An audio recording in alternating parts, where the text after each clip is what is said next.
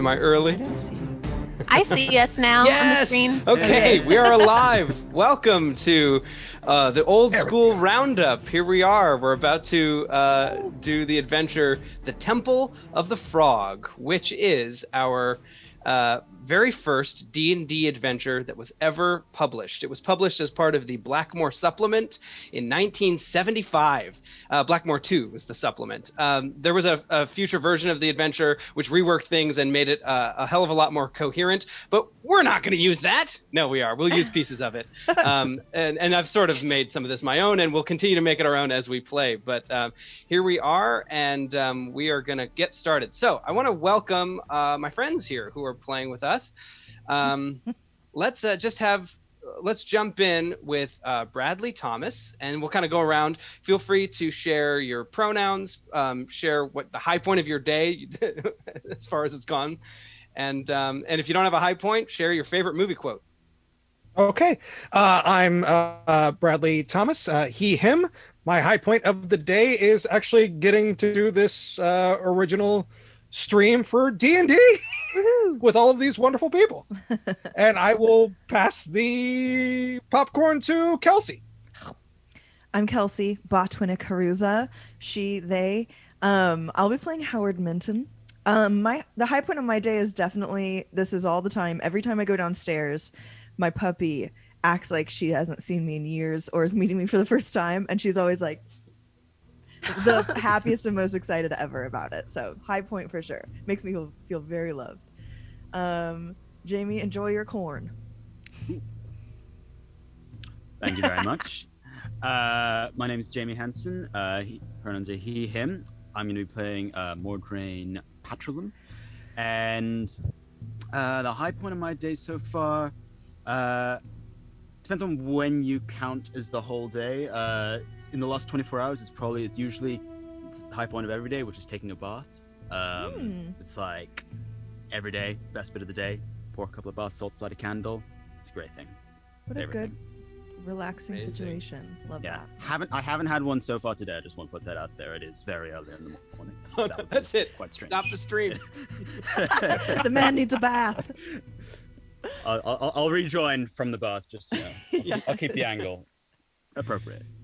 Great, thank you. And yeah, I'll throw this over to Emma. Thank you. Hi, I'm Emma, she, her. I will be playing Girly Firebeard today. And this is the high point of my day, but also yesterday I was really proud of myself because I purchased and assembled a full-length mirror, and so now I own that. Yay! And it looks great. Thank you. I love that. Back to Graham. Yay! I'm Graham Ward. My pronouns are he, him. And the high point of my day, I mean, other than what everyone else has said about playing this, is that I'm home and I have my toothbrush. I cannot tell you the travel 24 hours that I have had, but I'm just so thrilled to be here and playing D&D and not sitting on an airplane with two toddlers screaming. Let's see. As we start, let me just remind everyone, this stream is produced by Ghostlight RPGs. We're a collective of theater artists who are keeping the lamps lit even while theaters are dark by playing role-playing games and having fun, telling stories. For our adventure today, just as a kind of content warning up front, the premise involves human trafficking. It's done in a silly way. We don't intend that to be offensive. Hopefully, everyone can take the sort of lighthearted, silly fantasy idea of people getting abducted for weird frog stuff with the lightness with which it's intended. Let's jump into kind of our premise and setup here. This is a one-shot, so we're kind of setting up the premise. We've got some characters that we've built for the adventure. But as you all begin, you have come to the Temple of the Frog, a very notorious, mysterious place in the middle of what is referred to as the Great Dismal Swamp. And you have come here under false pretenses because you have been recruited as mercenaries to defend the temple in their kind of budding army. But actually, you're here to find an abducted war hero named Baroness Rissa Aylford. So Rissa Aylford is a well-known baroness. She's the hero of a war that is currently being waged, and with her abduction, everything in the Kingdom of Blackmoor hangs in the balance. So you have been hired.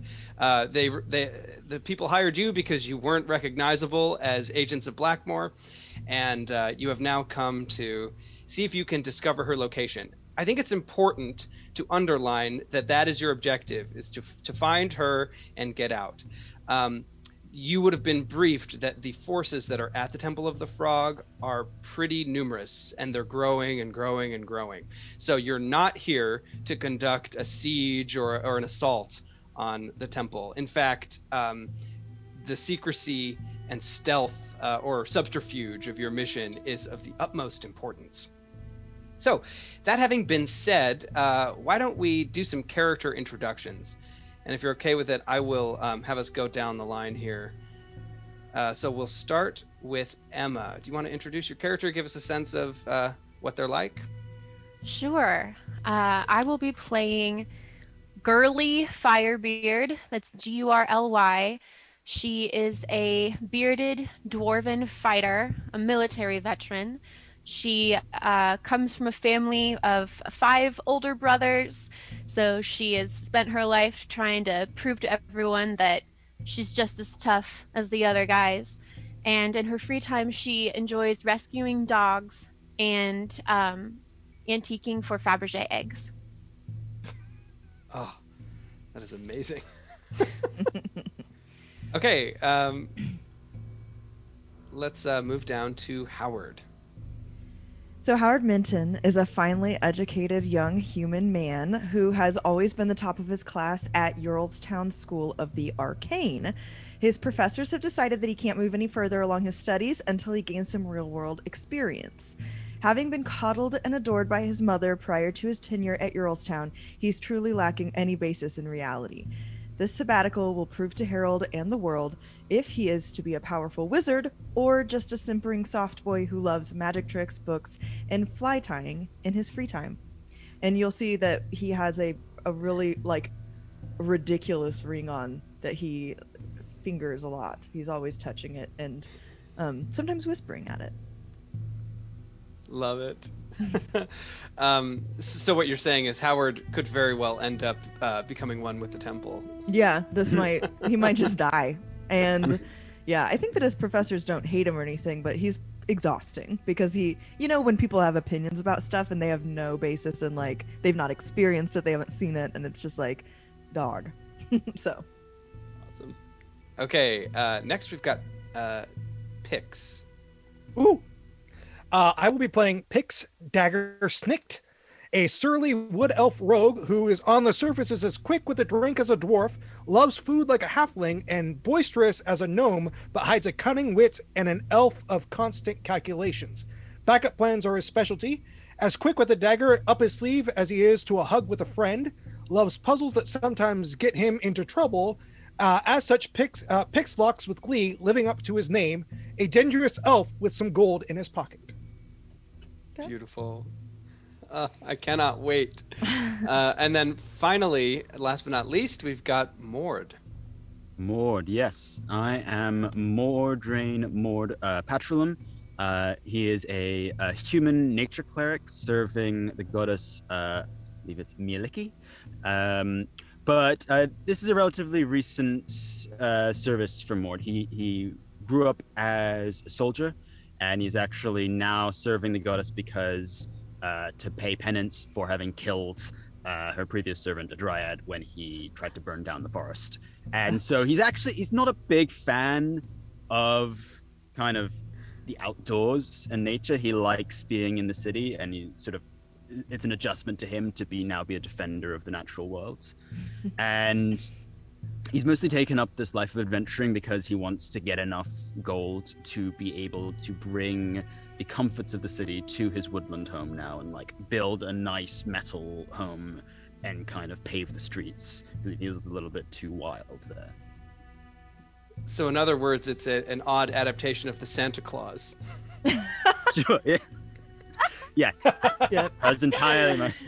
Oh, I'm loving that vibe. Why isn't Santa Claus a warlock patron? Like, that should be a thing. Someone let's must do that Write that down. campaign. Write that down. There's definitely. Put that in the book for Christmas time. Okay, well, as you have arrived at the temple, we're going to jump into the first moment where you have entered the temple. People in white robes with black trim and just lined up in the dozens are entering this massive stone structure shaped like a towering frog, and the frog looms over the swamp. As you follow these people in line, you are currently entering the temple for the first time as escorts, armed escorts for the worshippers. You know that very few people are allowed inside the temple comparatively. There's an entire city living in the swamp outside of it, of people waiting their turn, essentially, to be inducted and allowed in. And as you open the doors, you can see figures in golden robes with crimson trim, and they're standing in front of everyone. There are 6 of them, and they stand on kind of an open nave like a cathedral. This massive, absolutely resplendent structure. The gaudiness is nauseating. And as you walk in, you hear a great chant go up from all of the people. It begins low and then starts to catch on, and you hear them recite the Vestfold Creed. They say, "I do humbly and sincerely maintain that the reign of humankind is ended, and that the reign of the frog is upon us. For humans in their sin will destroy the world, and the frogs will inherit all things. Hale of heart, clean of limb, the pop-eyed, web-footed god will come in solemn, sticky-tongued majesty to cleanse the land and build the eternal pond. Woe unto those who deny him. Glory to those who serve him, for his froggy glory will dash unto the uttermost depths those that do not oppose him, and his ineffable slime-birthed wisdom will know his own." And then the temple goes quiet. Let's flash back to what brought you to this point. You have been in the Great Dismal Swamp in the city just outside the temple for about a week, waiting to see how your admittance to the temple will fare. In that time, you have had the opportunity to make some investigations, ask questions, hopefully in a way that doesn't reveal what your true intentions are. But let's go around and talk a little bit about what kind of preparatory investigation you've done. So let's start again with Gurley. What kind of thing are you looking for? Well, I'm not really one for conversation, so I probably have actually been looking for physical clues, something that would help me glean where we might be able to find the Baroness. As a military veteran, I feel like I'm on this mission out of a sense of duty to save this war hero, and so if I have to intimidate someone to get the information I need, I'll do it. Great. You would have kind of learned that as you can see, there's a map that I've shared with you off screen, but there is kind of a northeastern set of barracks and buildings amidst the trees of the swamp. Those are primarily military installations, and then if you look down toward the southeastern side, that's where Frogtown is, the kind of city of the frog, so to speak, where various people live, and there are lots of people you can talk to. There are actually no fewer than 4 brothels that operate in this place. Some of them frequented by the worshippers of the frog. There are also a couple inns, crafts people who can sell wares, that sort of thing. Any inclination on where you'd like to start? I think I will leave my, I want to go to a brothel to speak with someone at the brothel, because I know people tend to spill their secrets during intimate moments when they think that no one is listening. And so I'm going to leave my trusty Mastiff, Yes. Phil the Mastiff, one of my rescue dogs, will be outside the brothel, and I'm going to head inside and see if I can get some information from one of the people inside. Okay. So, some of your brothel options, which is a phrase that I didn't think I'd utter this morning. I guess I should have seen ahead that might happen. Is owned by a person named Weewack, and the brothel is called the Fast Roger, and it's an ironic name, obviously. You would have known that this person is very vocal about supporting the Temple of the Frog, always kind of standing outside the brothel, shouting at people that they should clean themselves in preparation for the coming of the Frog God, and generally, affirming the religious value. However, you have detected that there might be something more under the surface. It's almost like they're too vocal. The name again is Weewack. And they stand outside the Fast Roger? Yeah, at the moment they're outside, but it wouldn't be unusual for you to kind of step in with Weewack and have a conversation. Hail and well met, Weewack. Yes, hello. You've come to patronize the Fast Roger? That I have. She gives kind of a sweeping bow and says, "Enter, and all your delights may be fulfilled." Right. Cool. So inside you see what looks like kind of an ordinary tavern setup, and there are various people being kind of propositioned and drifting upstairs. Do you want to make a perception check as you're coming in? What's your primary goal? To spot something or to do some questioning? My primary goal is to do some questioning. So I want to find the person who seems like they might have the most information. Girly respects sex workers and their profession and is here to get information, not sexual satisfaction. Love it. Okay, so looking around, you do see a kind of male escort who is hanging by the bottom of the stairs, having just sort of finished a gig and waiting for the next opportunity. I'll saddle up next to him then. Okay. He kind of looks over you and he says, "Oh, it's nice to see someone of your stature around here." Thank you. I respect you and your profession. Yes, girl. Now, if I pay you some gold, can we get a room and speak privately? That is usually how it works. If you want to talk Great. first, that's fine. Great. You're certainly quick to the chase. Yes, I don't like to waste time on nonsense, so let's get to it. And Do you she have a will name? stomp over to the closest room. She's about 4'9" and really muscular, thick girl. Oftentimes mistaken for a man, but she doesn't care. Great.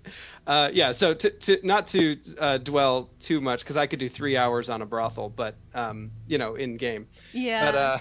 But let's kind of Clarifies. you eventually get into Nobody clipped that. you eventually get into the room, and he's kind of very amused by your matter-of-fact direct approach, and but eventually you kind of chat, you warm things up socially, and you're able to ask some questions. So what would you like to ask? Tell me what you know about the workings of the Temple of the Frog. Make a it sounds like a persuasion check or maybe intimidation. I will choose. I'm not trying to be intimidating. Okay. So I'm going to click persuasion, even though that is the worst. And oh no. And so one, now one. Girly is not someone who likes to talk a lot or do a lot of communication with people. She's more of a whack 'em slash 'em type. So this is not her expertise. Yes, to clarify, that's a natural 1 minus 1. So in fact, the first roll of the day is 0. 0. As you're doing that, this fellow who has introduced himself as Daffodil And he Beautiful. Daffodil looks at Gurley and just kind of guffaws. He says, "That explains it. I thought you were stalling because you were nervous. You're stalling because you want information.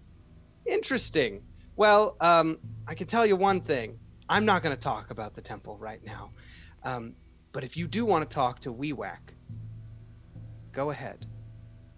I, however, value my livelihood and am not interested in being summarily sacrificed." What can Weewack tell me that, no, actually, I feel like maybe you can tell me more than Weewack can tell me. So let's try this one more time. And this time I am trying to be intimidating. I want to know about what's happening in the Temple of the Frog. Daffodil. That was his name, right? Okay, yeah, that was his name. Okay. Go ahead and roll an intimidation check. You do sense that the difficulty is increasing the more you press the point. God. Oh, no. Okay, he stands up and he stops laughing and he says, "This was entertaining for a moment, but now I need to get back to work. You're wasting my time."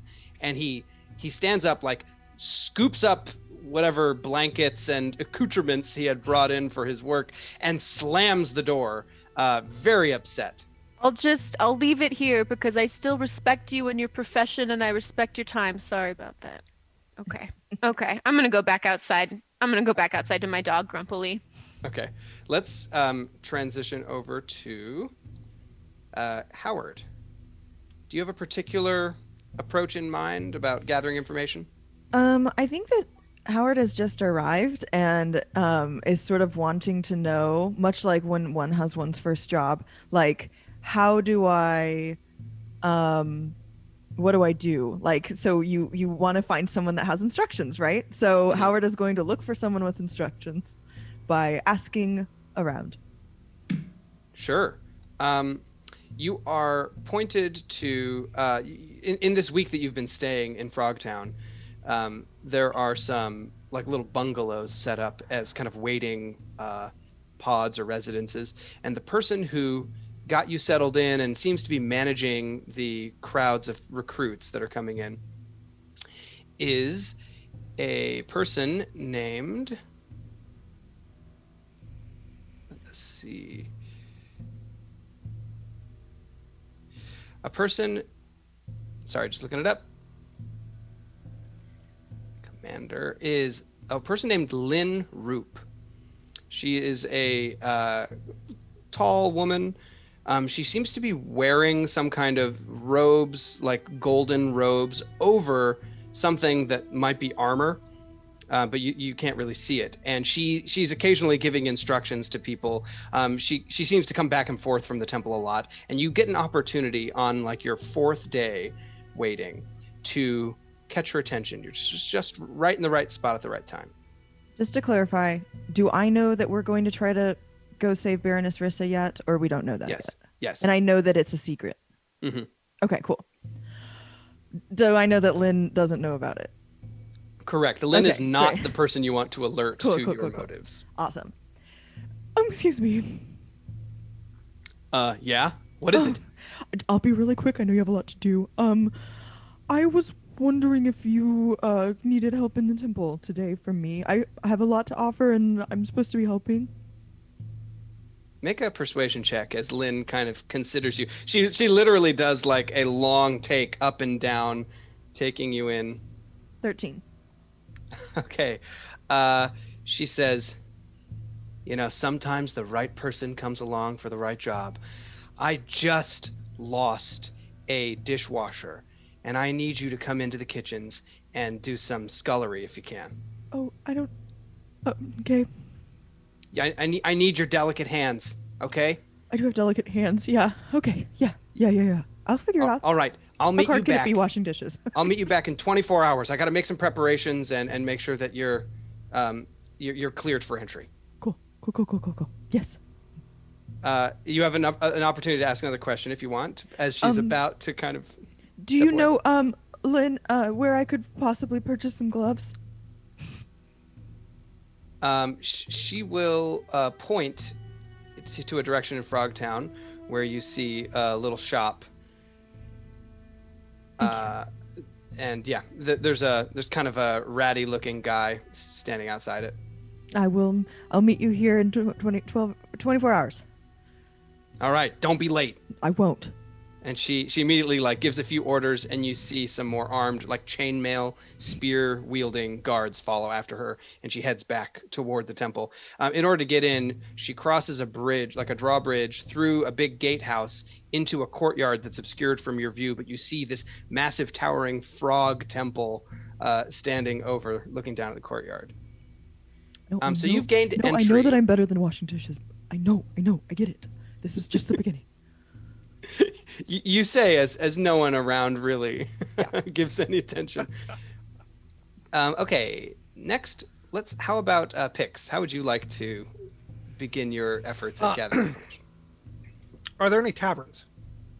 Yeah, so obviously there is the Fast Roger, and then we've also got just a number of other. One just says tavern over the door. And there's another one called Cymbeline. Ooh, Cymbeline. Which one is the busiest? Good question. Fast Roger's very busy, and there's another place that looks very busy called Mama Egrains. You suspect it's another. I want to go to Mama Egrains. Yeah, Mama Egrains. You suspect it's another brothel tavern. That'll work. Mama Egrains, let's go. Stepping up to Mama Egrains, you can see a number of people who have their robes kind of pulled down, that ski lodge look where they've got like the top dressed down and they're tied around their waist. And underneath they're wearing like very flashy kind of club attire maybe. You step inside and there's kind of a gross smell, but it's obvious that people from the temple are frequenting this tavern. Nice. I go up to the bartender and ask for a beverage. Okay. Yep. You can get a drink. As you're kind of, getting your drink, maybe chatting with some people on the side, you do get the opportunity to talk to a couple individuals who look like they might be in the know. So if we want to just sort of make some kind of check or feel free to ask some more questions. Hey, you guys work at the temple, right? Yeah. What is it? Yeah.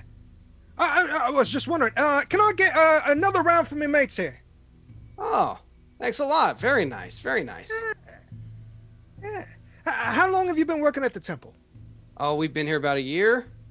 How about you? You look like you just arrived. Yeah, we just got in. I just got in. Not we. There's only one of me. Yeah, well, there was a round of recruits to be a lot of you not guys too long ago. Yeah. I'm here to just kind of see what the fuss is all about. Heard a lot about a lot of things about Frogtown, and you guys seem like a really fun group of people. Yeah. Yeah. Well, the work isn't always the best, but at least we've got Mama Egrains.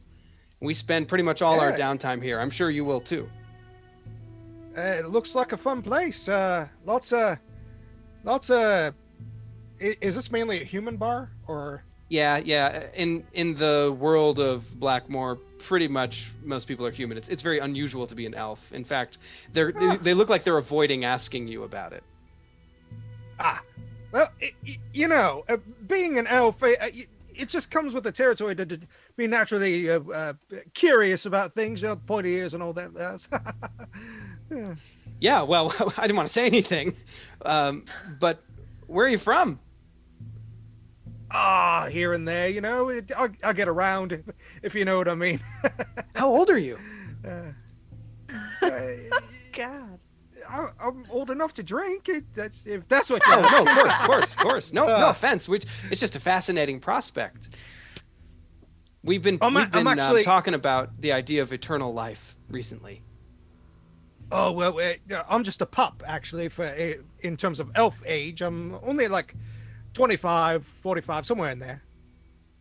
Well, tell me, for someone who already gets to live for a long time, what interests you about the Temple of the Frog? You just here for a paycheck? Yeah, gold is good if you know what I mean. Which you probably do. That's why you're probably working at the temple, right? Gold. Yeah, you can see that one of them is like a little less exuberant in the response about the about gold is good. He seems to be a more maybe sober-minded, philosophical-looking. He has kind of a amused expression. Oh, you seem like you get around a bit. You've been here for about a year or two? Yes, I have. Of course, I came not as a guard. I was recruited into the guard afterward. Oh. I was here to learn the good word about the great frog. Oh, yeah, the great frog, big hippity hop, the bountiful. Yes, cool. Yeah. You notice that he's got a ring on his finger that has a kind of curious design on it. It almost looks like a bunch of circles and dashes kind of intermixed like a woven pattern, but it's made out of metal, and it has kind of a green plate underneath it. And you can actually see what looks like some kind of string or wire on the side that's kind of like very subtly like hooked or attached on the side. Like it's mounted. This little wire is mounted up the side of the ring. Oh, hey, mate! I see your ring. I got a ring myself. It's a kind of a magical one, but I don't really like to talk about it. What's your ring all about? It's a really cool design. I've never seen anything quite like it before. This is a very special gift. I'm sure once you're on guard duty, you'll see more of these. This is a ring for the inner circle. I received it as a gift from Steve. Steve. Yes. The chief high priest. I heard of Steve. Steve. Yeah. He seems like a cool bloke. So you're part of this inner circle, huh? Well, yes. I've come here to hear the good word and also to give it. If you're ever interested in learning more about our doctrine, we would be happy to chat with you. We have a couple representatives we could send. Oh, well, could you just tell me now? That way we could just get rid of all the fuss and muss and get to know the big hippity hoppy. Most assuredly. And he'll kind of go into this long, you spend what feels like the rest of the day listening to this guy. The information that you glean is that these rings have been distributed by the chief high priest, whose name is evidently Steve Rockford. And he has a number of saints that they are referred to as, who also have kind of oddly mundane sounding names. But he speaks these names as though they're like exotic fantasy names. And he talks about the rings allow entry into forbidden areas of the temple. Other information you glean is mostly like philosophical doctrine, and it's all complete hogswallop. You get the impression that someone is using the doctrine to achieve the kind of the state of control over the cult. It feels very manufactured, like it's like a back end doctrine, as it were. Okay, and then let us quickly jump down to Mord. Yeah. What kind of activity would you want to engage in? So, Mord, he's going to look for any non-amphibious animals that he can find. So no frogs or anything but if there are rats around. Yes. You notice that there is a proliferation of rats, some of them quite large. They seem to swim around this moat that encircles the temple walls. Okay. He's gonna this is 24 hours before at least you've got about a week. Okay, cool. Yeah. He's gonna go down and squat at the edge of the water, not at the temple but from Frogtown sides. Mm-hmm. if that's what the and going to cast speak with animals. He's going to look for the biggest rat he can see in the water in front of him. Yep. So there's a rat that's about 5 feet from nose to tip of the tail. It kind of coaxes its way out of the reeds, looks at you. Hi there.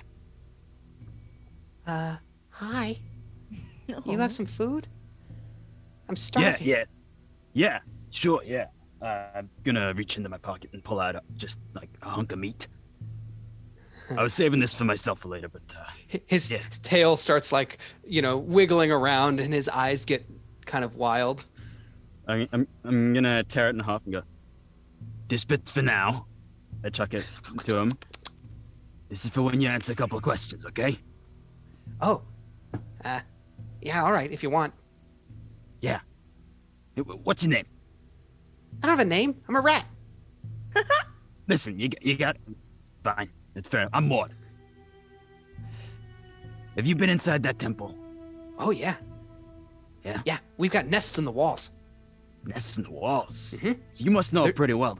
Yeah, there's an area where no one goes. We like to hang out there. Oh, yeah? How do you get into there? Like, you guys just slip in through the walls, or are there any... There's an entrance through the water.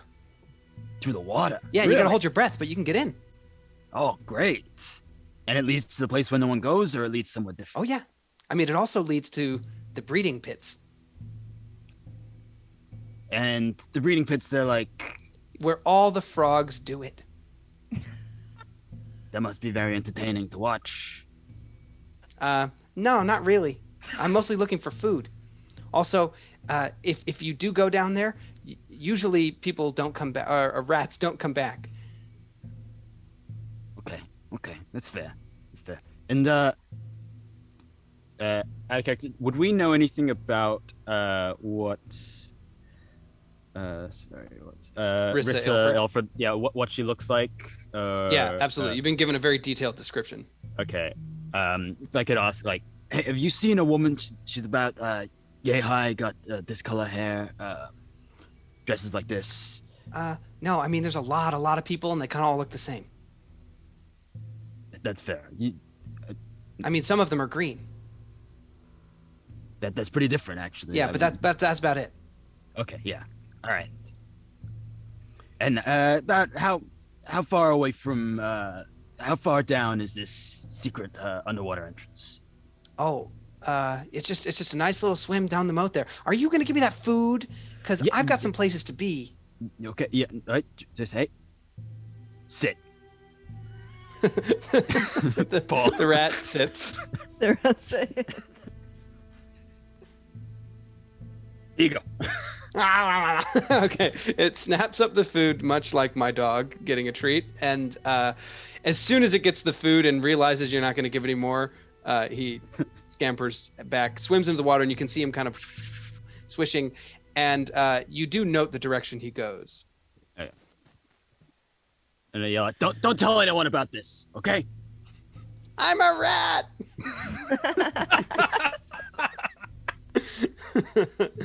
Okay, excellent. Let's jump very quickly back to Howard, because you have gained early access to the temple. Nice. So when the procession happens that we started with, that won't actually be your first time. This will be your second time entering the temple. The first time you enter, you walk in, you see this grand cathedral-like space, very gaudy, a massive medieval-style organ that's against the north wall. You notice there are a number of doors in this main entryway, and then there is a vaulted ceiling that goes up to a huge balcony, probably about 50 feet above your head, and then you see another balcony above that. It's kind of like each balcony gets closer in terms of the opening, and they all look down onto an altar space in front of the organ. And the altar space, you can see, features a kind of a lever that seems to operate some mechanism where, like, the floor or the altar may move.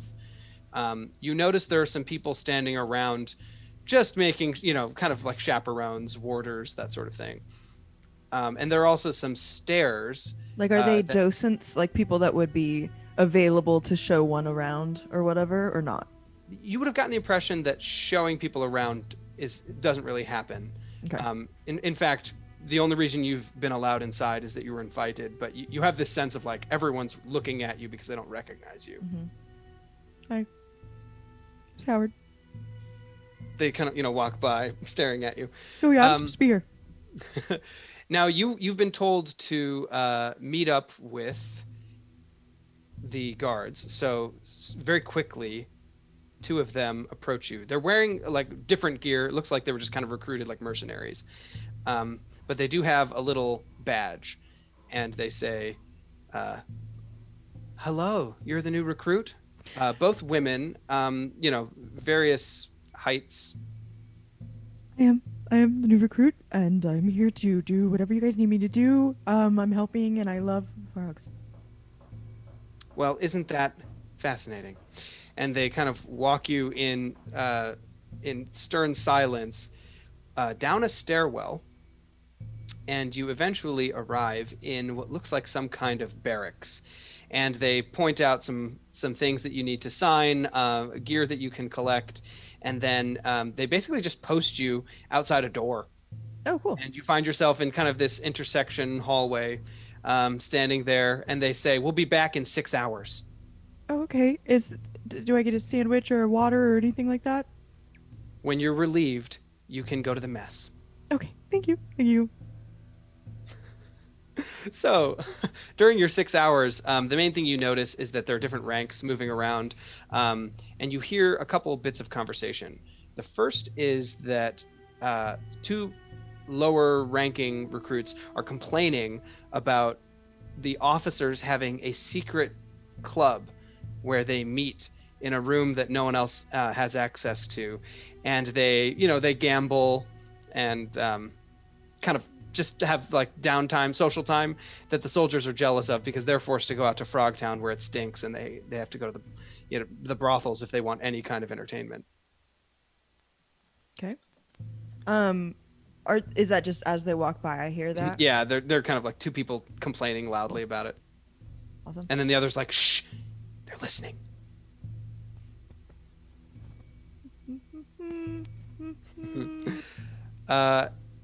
Now, I don't want to like make you feel like you have to, but if you want to try anything in the 6 hours that you're on duty, feel free. You're just outside a doorway. Yeah.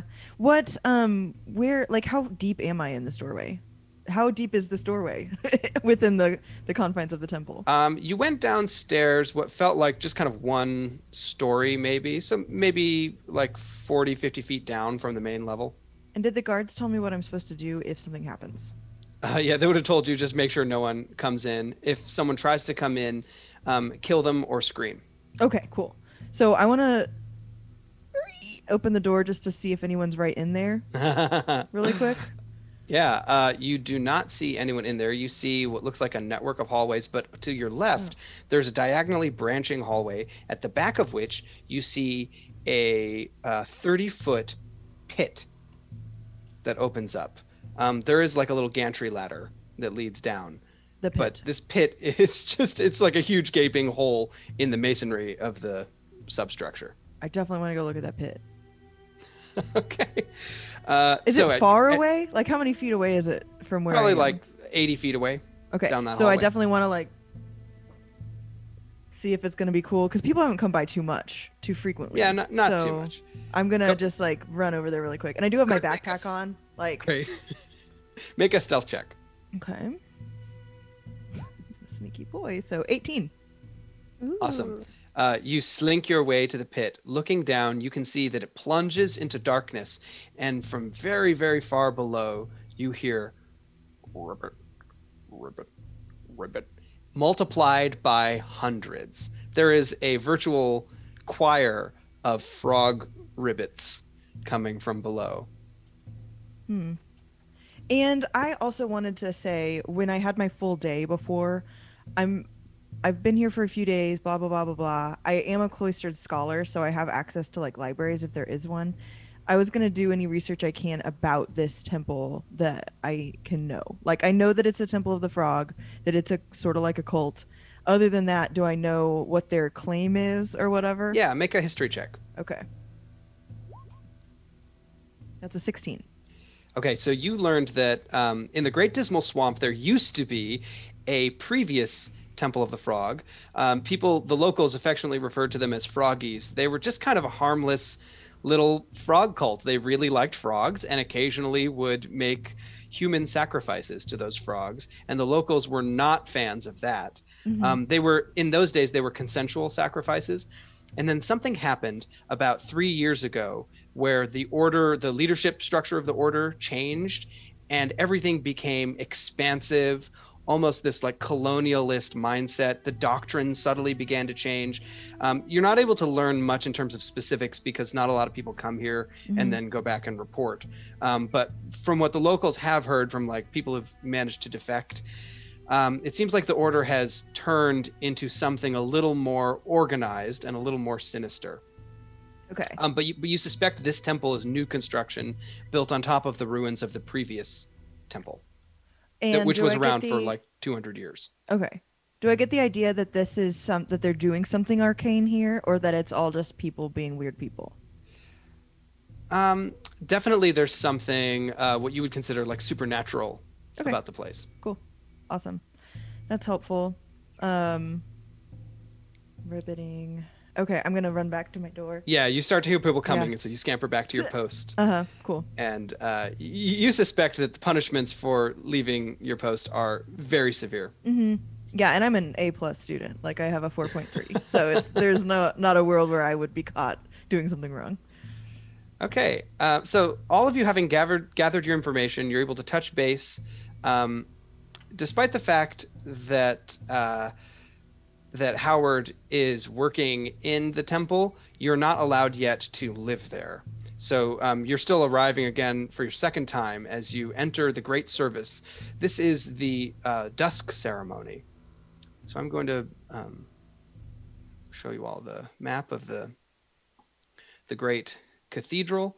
And again, just dozens and dozens of people pouring in. This chant goes up to the frog, and then you see several captives who are gagged, and they are brought in, and you suddenly realize why these services are not open to the public, because there are 3 captives who are dragged in from a room on the southeastern side, which I'm marking for you.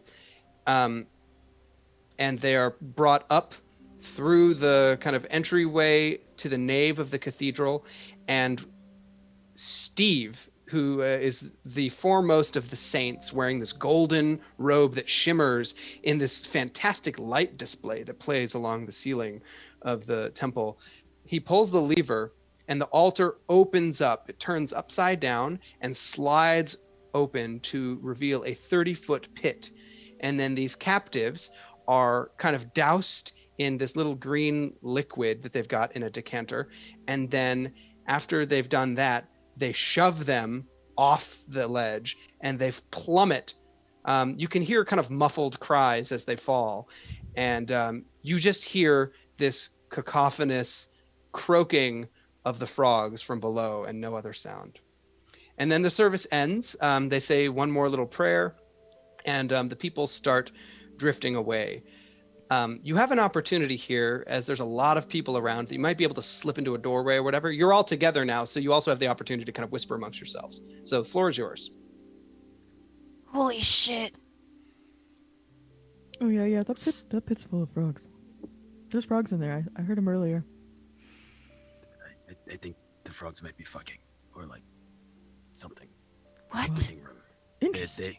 They've got like a breeding room for the frogs, and then they eat rats in there. They might eat people. I don't know. It's weird. It's really weird.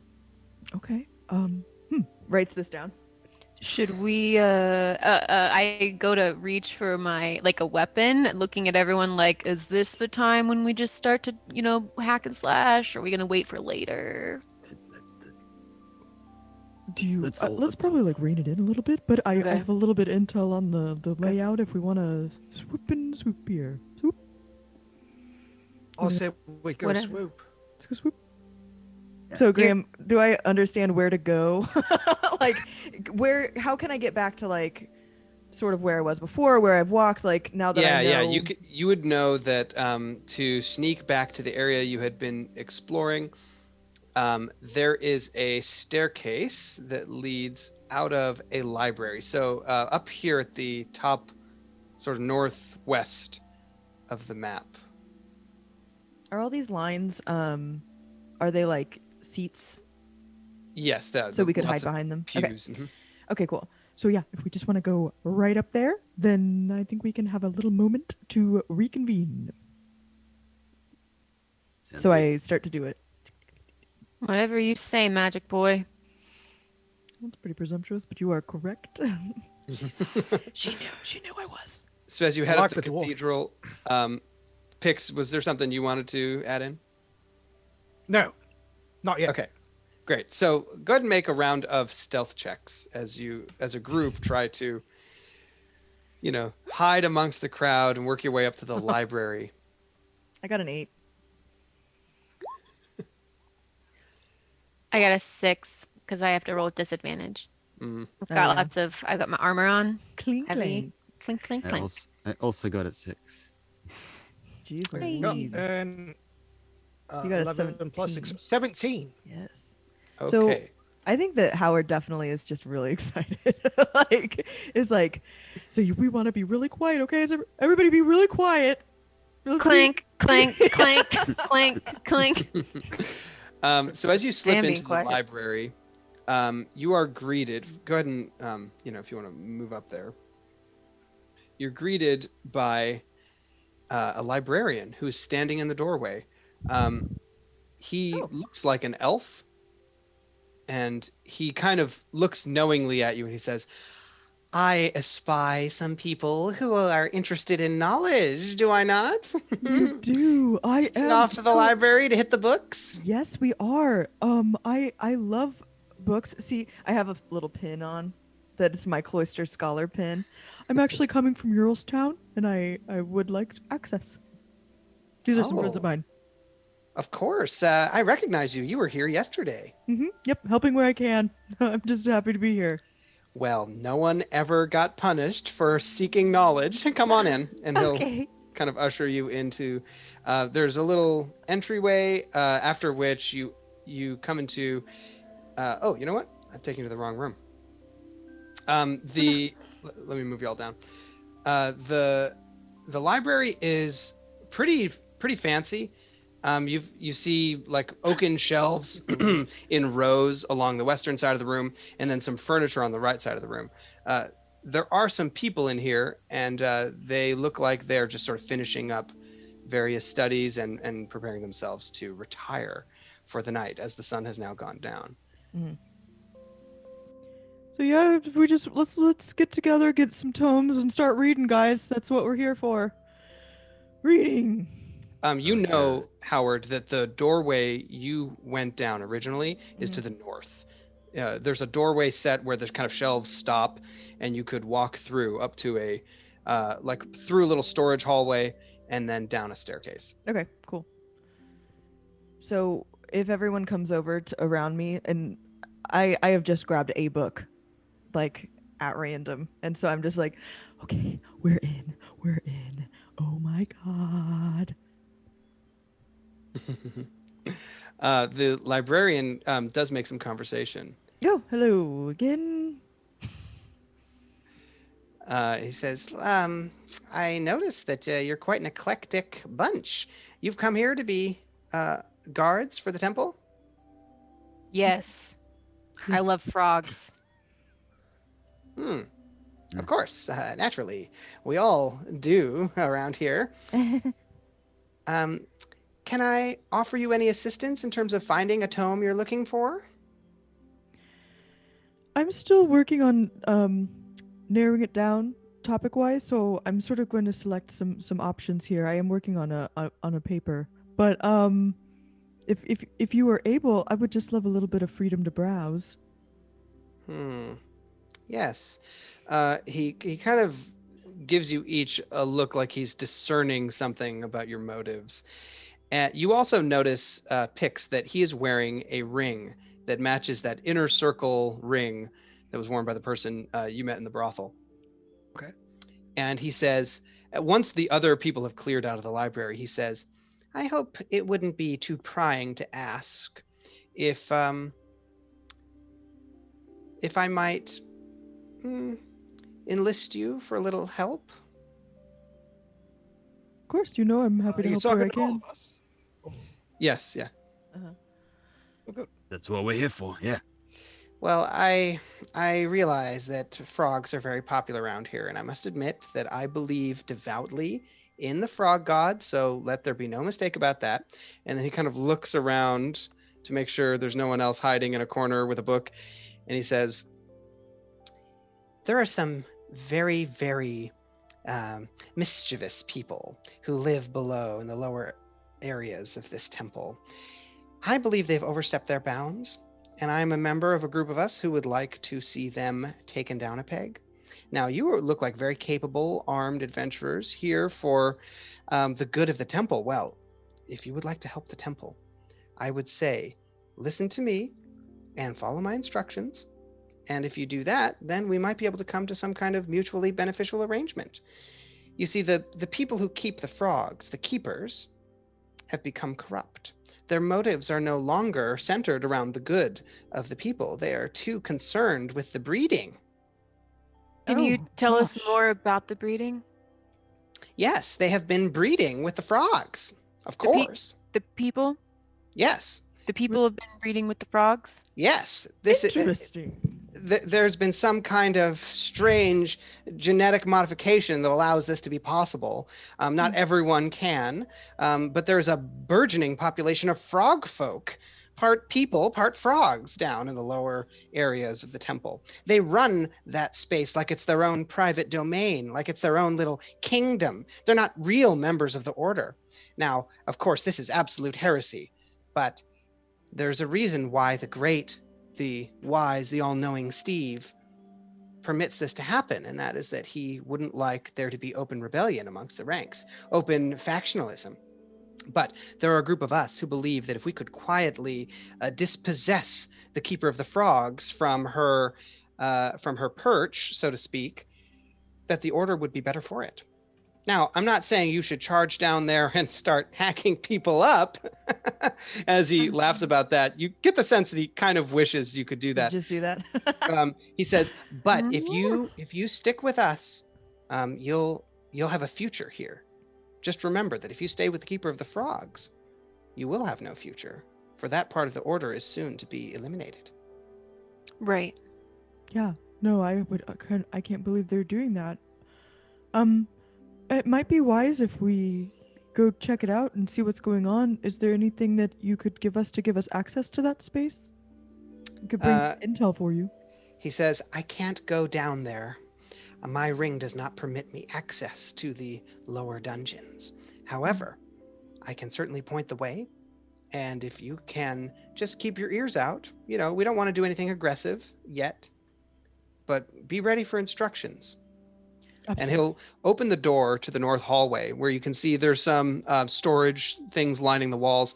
And then there's a staircase which has been opened up and leads downward. And this is where Howard entered the barracks area. Cool. A quick question, my librarian friend. How many of you have those rings versus how many frog people do you think there are? Well, the frog people now number over 100. Those of us who have the inner circle rings, there are 16 of us. And then there are 50 more acolytes who have acolyte rings. Those have more restricted access. So you don't have access to your entire temple because you wear that ring? Well, the ring is necessary to enter certain areas. The higher tier the ring, the higher tier access you have. The saints, of course, have access to everything. How many saints are there? There are 6, along with the great High Chief, Steve. Could we talk to some of these saints?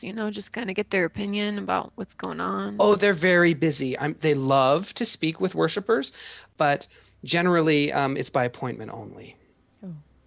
Do you know how far ahead they're books are? Are they booked up? Maybe tomorrow. Days and days and Okay. days. Okay. Okay. I haven't myself spoken with any of the saints now in about 30 days. Oh. Of course, I can anytime I like, and he kind of flashes the ring and says, but it's highly discouraged to message the chief high priest. Of So, course. if we had your ring, we could message one of the priests. Oh yes, all the rings are enabled to communicate instantly with one another. Ooh. Hmm.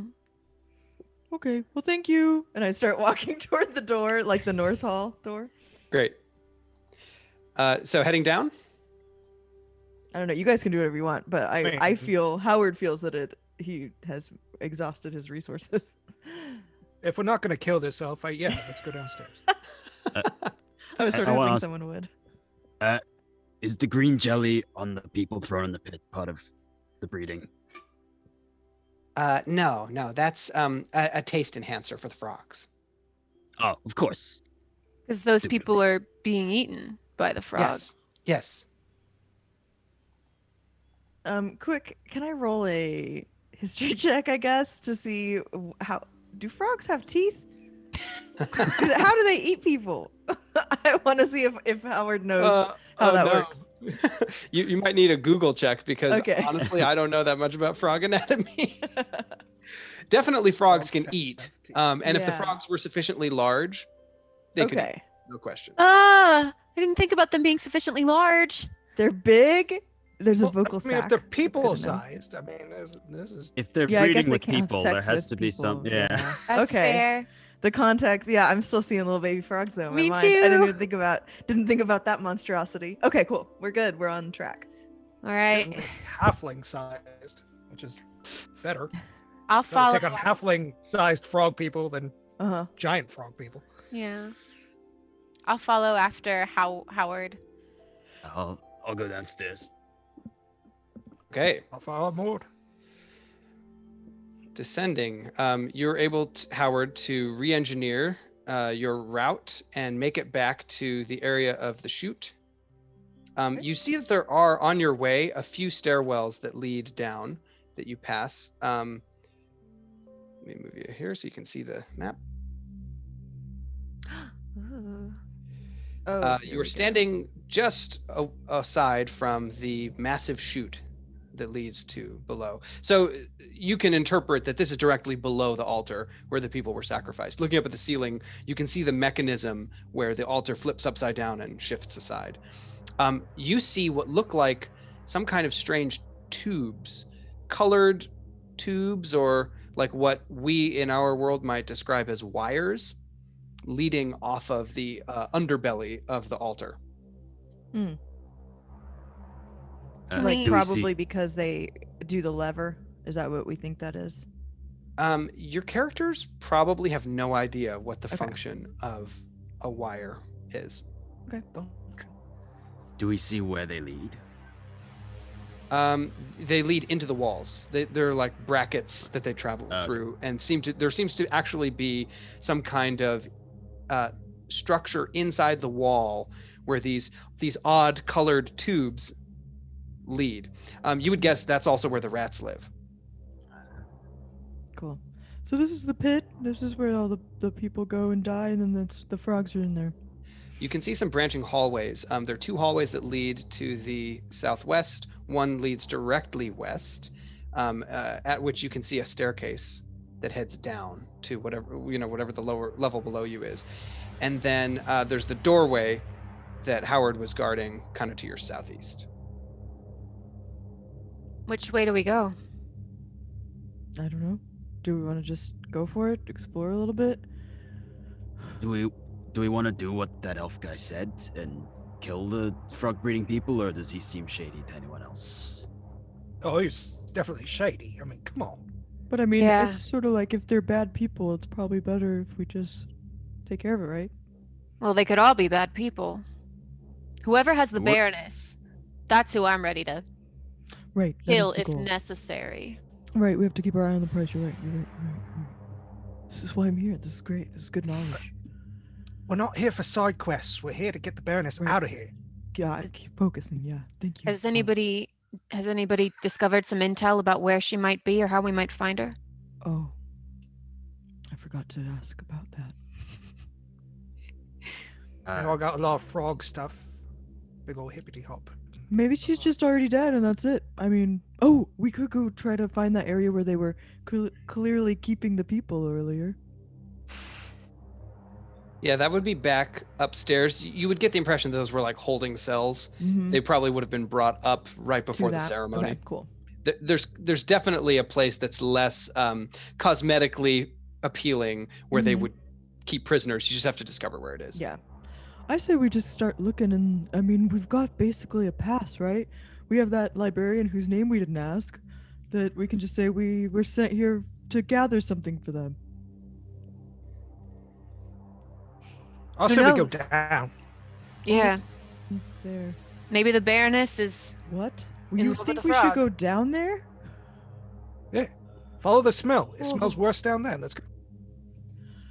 Yeah, that's fine. Yeah. Looking down the chute, you see that the gantry stairway or ladder leads down about 40 feet and then drops.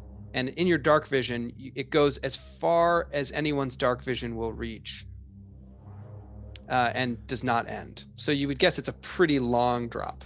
So the hole is where the captives went when they were dropped, is that? And then the stairs lead to where the frog people live? Yeah. So you're not sure where the stairs lead, but they do lead down, probably just by another passage. Let's go down to downstairs. That sounds better. Yeah, I prefer not to get downstairs eaten by are- frogs. Stairs are nice. Stairs. Are there lights Let's around not the drop halls? into the bottomless pit. Yeah.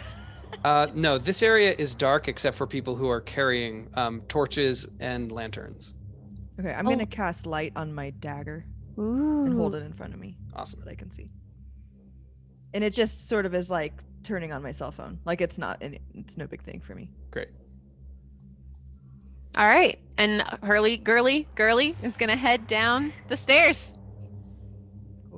Okay, moving through, There we you can go. see that the architecture of this area looks like it is a mix between old and new. There's definitely some like falling apart areas of the wall where the brickwork is chipping. The mortar has totally been kind of removed with age, and then they've come in and tried to patch it up. They've got plaster smeared over parts of it to maintain the integrity of the structure. Leading down the stairs, though, you can tell that you are now moving deeper and deeper into the older part of the structure. So eventually, the stairs plunge into complete darkness, except for the light spell, and you emerge. Let us see here.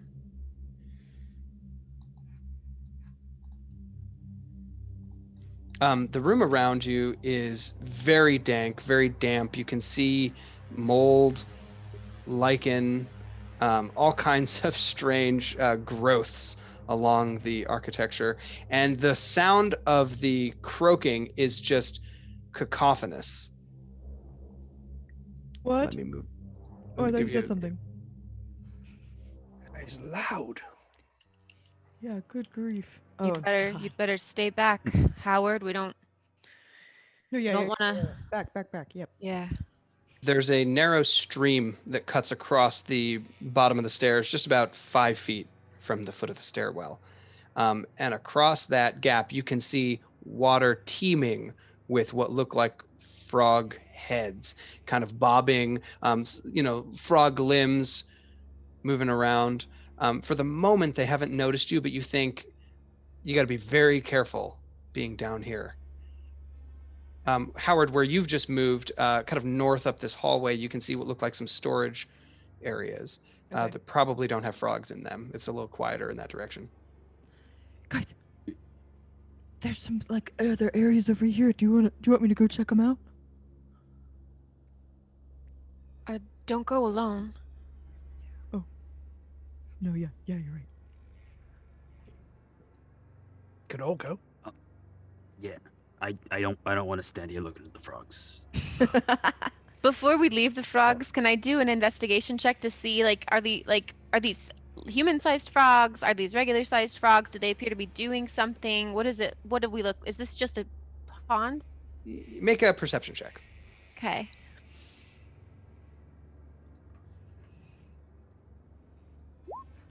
Five. Okay. Sorry for your rolls. You do see that they're of various sizes, but they are definitely not the size of a typical natural frog. They're big. Yeah, I don't actually like frogs. Let's get out of here. As you're kind of looking around, you see a woman walking through the frogs, giving them little pats. She's carrying a lantern, and she's kind of like checking them, almost like a vet might, looking at the underside of their lips and like tossing them little treats. And you realize the treats she's tossing them are fingers, human fingers.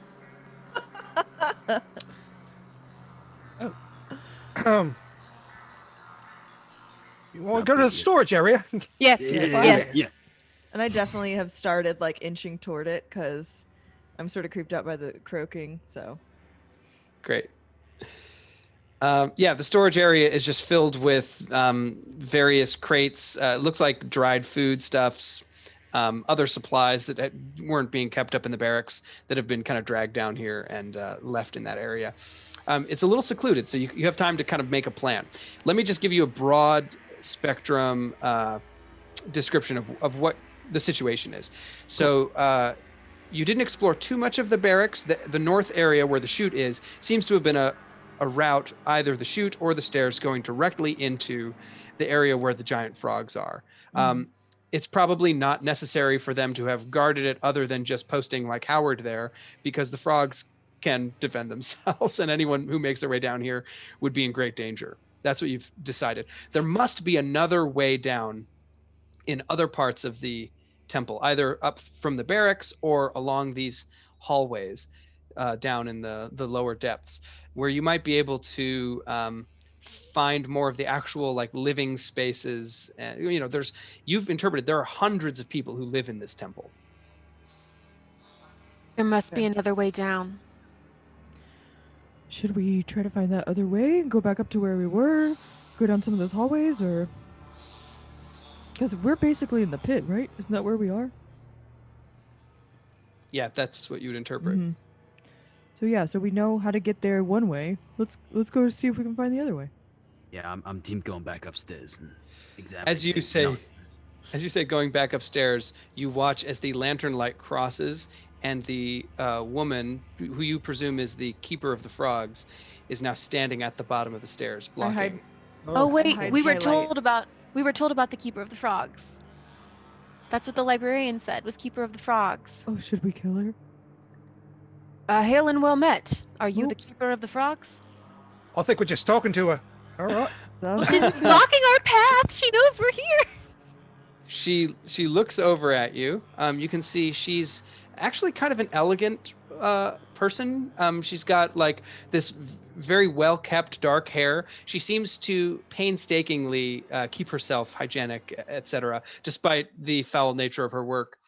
And you're reminded of the line in the prayers about keeping yourselves clean for the arrival of the frog god. And she kind of looks at you and she says, "Now you are somewhere you're not supposed to be." I love it. You must be raw recruits. Yeah, we got a little turned around. How do we get back to where we're supposed to be? Oh, straight up here, she says, unmoving from the bottom of the stairs. Okay, thank you. And I start walking toward the stairs. She's kind of staring you down as you approach, and she says, "You're quite lucky. Sometimes the frogs like to hang out on the bottom step and gobble up little raw recruits like you as a snack." Oh gosh, wow, what beautiful creatures. They are absolutely delightful. It's a shame about all this. And she kind of looks up the stairway. She says, "So gaudy." Yeah, I like them in their natural form. How have you found your time here at the temple? I've enjoyed it. I've only gotten to be at the temple a couple of days, but I mean, there's a lot. It's a whole operation. I don't really know much about it so far, but so far it is definitely living up to what I was expecting. Yes, it's gotten so complicated. We think that we would prefer it further down, to be honest. Heard that things are way better down here. Yeah, there's too many like stuffy librarians and people up there that they're set in the old ways. It's not a cup of tea. Oh yeah. Well, there's nothing wrong with tradition. And you get the impression from that response that she probably represents more of the old school thought on the frog worship. She says everyone has come in here in these last few years, changed everything, made the worship of the frog god so flashy. It's like they're trying to make some kind of statement about accessibility. Where's Like the old those times? rings, right? Those rings. Yes, and as you say that, you notice her kind of caress a ring on her finger, and she says, the old ways will never die as long as we remember them in our hearts. You notice that the ring she's touching is not, it is not the same as the kind of strange wiring that was on the ring or the inner circle. It looks older. There's a big green stone set in the top of it. Wow, your ring is beautiful. It's different than what we've seen on the others. Ah, yes, the ring of the keepers. I have an interest in beautiful, ancient, powerful rings. Look at mine. Oh, and what is the enchantment that's on your ring? It's about the mind. I'm a firm advocate for one's intellect. Ah, as am I. And she kind of points with the ring hand at one of the frogs, and the frog literally stands up on its hind legs, starts doing the can-can and says, "Hello, my baby, hello, my honey, hello, my ragtime gal," and then flops back down. Robert. Wow. Wow. She says there are many things. Anachronistic frog. Right. The old ways were capable of much more than this, but so much has been lost. Yeah, now it's just bumping and grinding. You can't get that kind of showmanship from frogs. She looks at you mystified, but Yeah. sort of smiles. Lovey, what's your name? That's a good question. I am merely a title. She says, "My name is Sefta Brill. Remember that name. Absolutely. I am the one in this order who will survive." And I definitely write it down and say, I wrote it down. Thank you. So I think we'll be on our way, and I hope to see and meet you Not again. I've learned so so much. fast. Oh. You have come down here, inconvenienced me, interrupted my work. Right. As she's saying this, you can see 3 other figures stepping into the light of her lantern from the southern side of the passageway. And she says, "Now it's only fair that you do me a favor in return to pay me back for the time lost. Oh yeah, happy to help. Yeah. Mm-hmm. Of course. Yeah. Are What you kind here? of favor? Are you here in the name of the frog god? Yes. And do you the value- Frog, the Son, and the Holy Ghost? Yes. Thank you for that. She says, "And do you cherish the old ways as I do?" The more I know about them, the more I cherish them. If anyone wants to give the impression that they do believe in these things, go ahead and make a deception check. Alternatively, you could do persuasion check if you do feel that your character is interested in preserving, the old ways. I don't know. I don't want to presume. Howard! I got a dirty 20. Yes. She looks at Howard and she says, "I do see something great in you, an appreciation for tradition." She says, "I want you to kill Steve." Wow, that's a big job.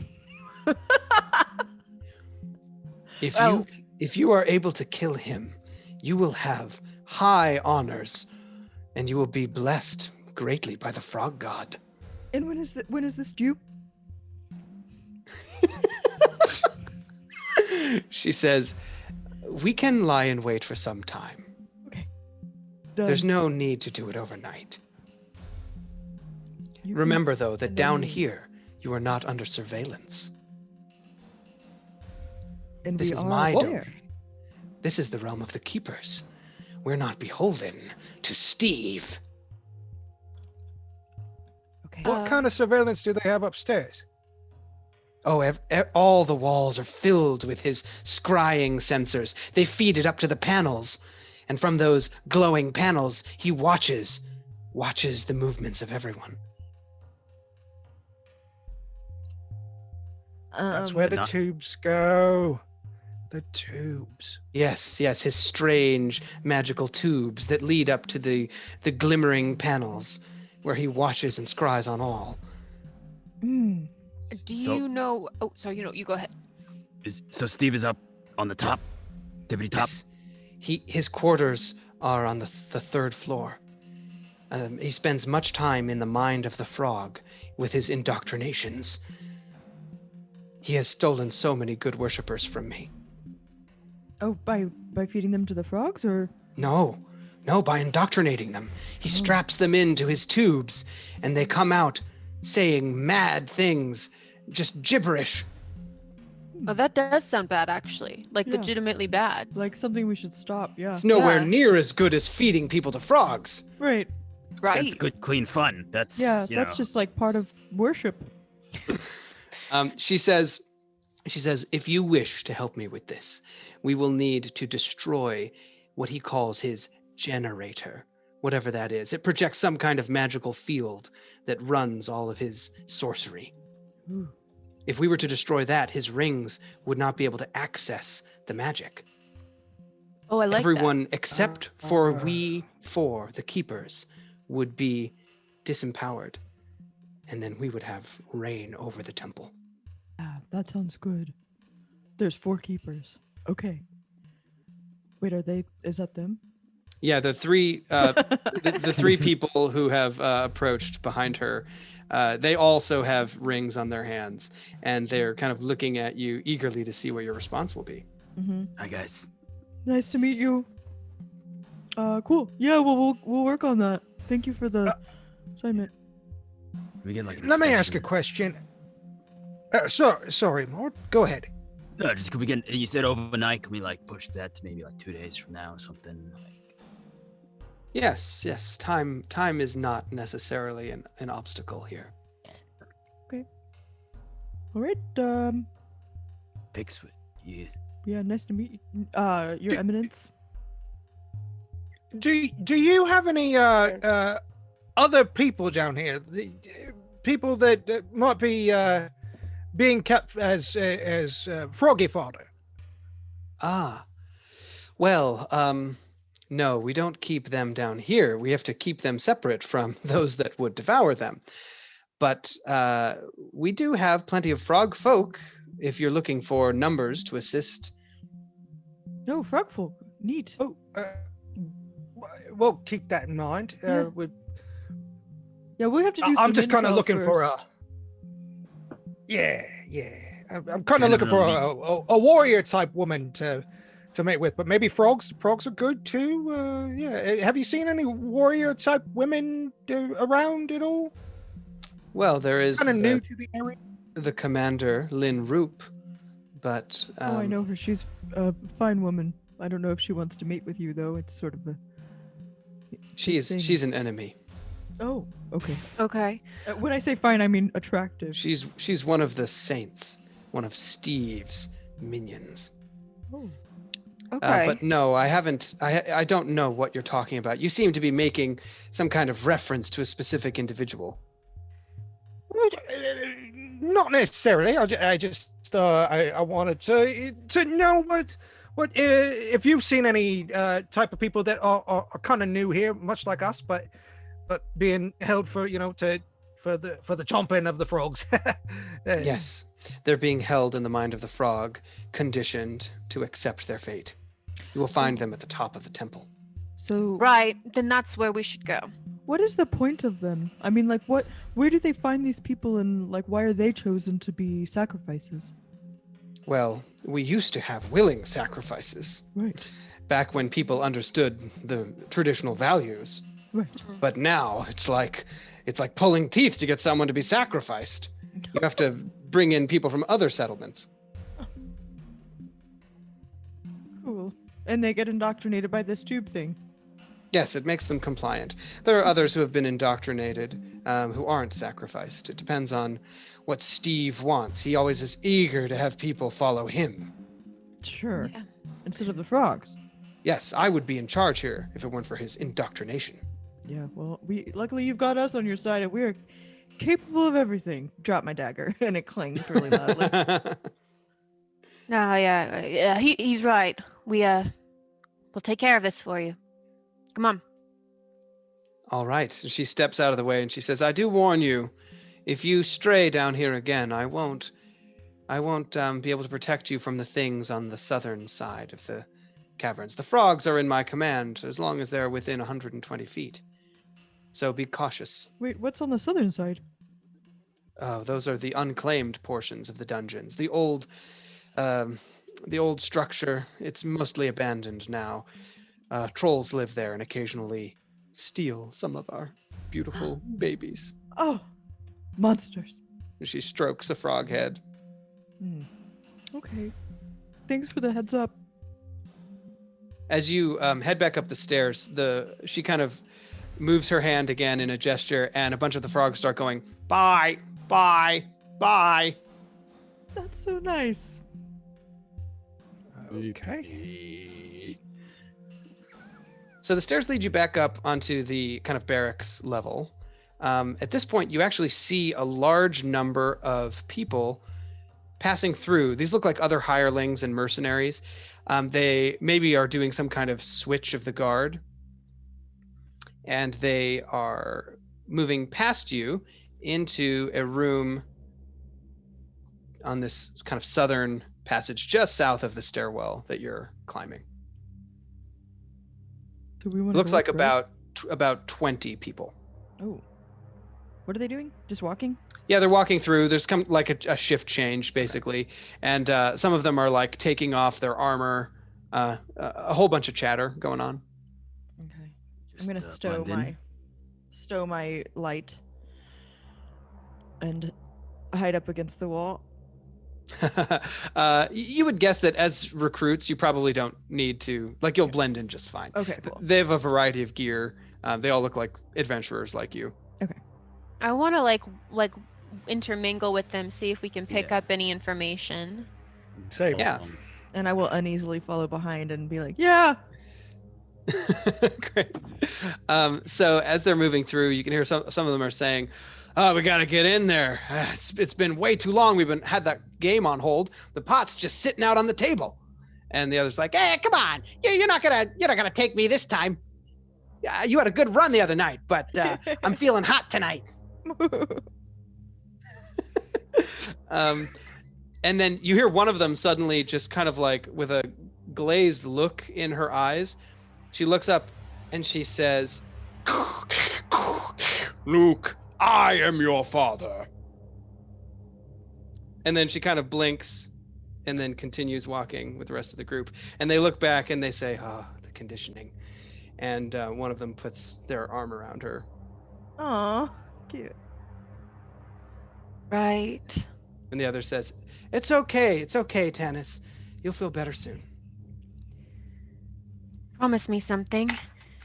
If that Steve tries to indoctrinate one of us, you'll kill me before I turn into that.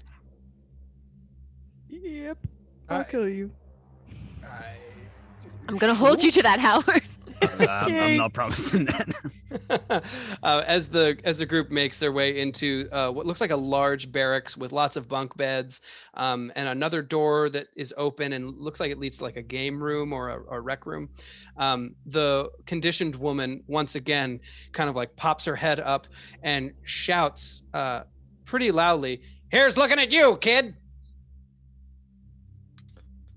And I feel that it's at me and I'm really scared. Hello.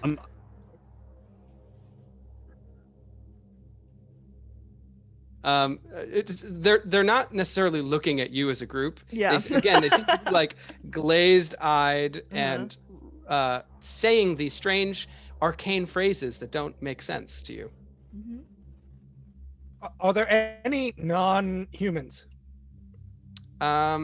Yeah. You see a dwarf, a couple halflings, and then no elves though. Okay.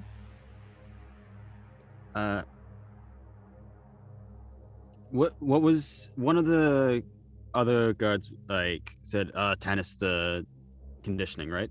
Yeah, Tanis is the name of the woman who seems to have been conditioned. Okay. I want to go over to Tanis and kind of put my arm around her and go, yeah, that conditioning can get a little rough sometimes, can it? She looks over at you with kind of almost like a grateful expression of kind of camaraderie for a moment.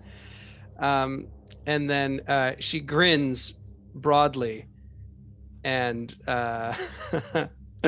she says, "Oh, Dennis, there's some lovely filth down here." Now your question at the beginning of this session is starting to make more sense. When you asked us what our favorite movie quote was. That's funny. Cool. I'm going to just go over here, and I'm gonna keep walking past like where they all go in. Yeah, I'm gonna go with Howard because I'm thinking that our goal is to get up to the top. So we just gotta keep moving and try to get up to Steve and see if we can find the Baroness. Yeah, you would guess that there are stairs leading up to the top of the temple out of the cathedral. You would just have to kind of open the right door, so to speak. Down here, you're pretty far below. Okay. But if you follow the rest of the group, they will lead you. Here, I'll kind of show you where that goes. Into this area here. It's just a large barracks. There is some kind of office set up in a nook in the southeastern side of the room. And at the end of that office, behind a desk, like a writing desk, there is a wall that has a bunch of paneling, green paneling, with more of these tubes stretching across it. They're kind of stapled or clamped down onto the wall. And then at the center, it has a symbol that is kind of reminiscent of the rings, the inner circle rings. Okay. Yeah, I think I don't want to be in here. Okay, so you can find your way out. If you'd like to head back up, you kind of know the way. You can. And it's definitely going to be like a Danny Kaye style, like whoop whoop, like enter and then like exit very quickly, like I don't want him to see me. Great. What you're able to gather basically is that this whole level it has a number of intricate passages, and probably like political and social dynamics going on, but it's mostly filled with armed guards. This is where the army of the temple lives. Stays, yeah. Cool. Okay, so you want to head back up? Mm-hmm. Yeah. Okay, back up onto the cathedral. You again enter. This time the cathedral is stepping out from the library, or at least opening the door. You can see the cathedral is basically empty. It's now dusk, so you can not worry about any of these people you see because they're not there. Okay, good. And you know that there's surveillance going on based on what you've heard from some of the other members here, but you don't see anybody around. Can I try to like look around to see if I see any devices or something that doesn't seem like it should be a part of the area? You don't immediately see, but if you try to like interact, you might be able to uncover some kind of hidden thing. But in terms of just glancing around, everything looks like a kind of medieval style cathedral architecture. Okay, so nothing stands out as We weird. see no tubes. Right. No tubes, correct? I think the only thing you saw was as part of the altar, there was like a big lever.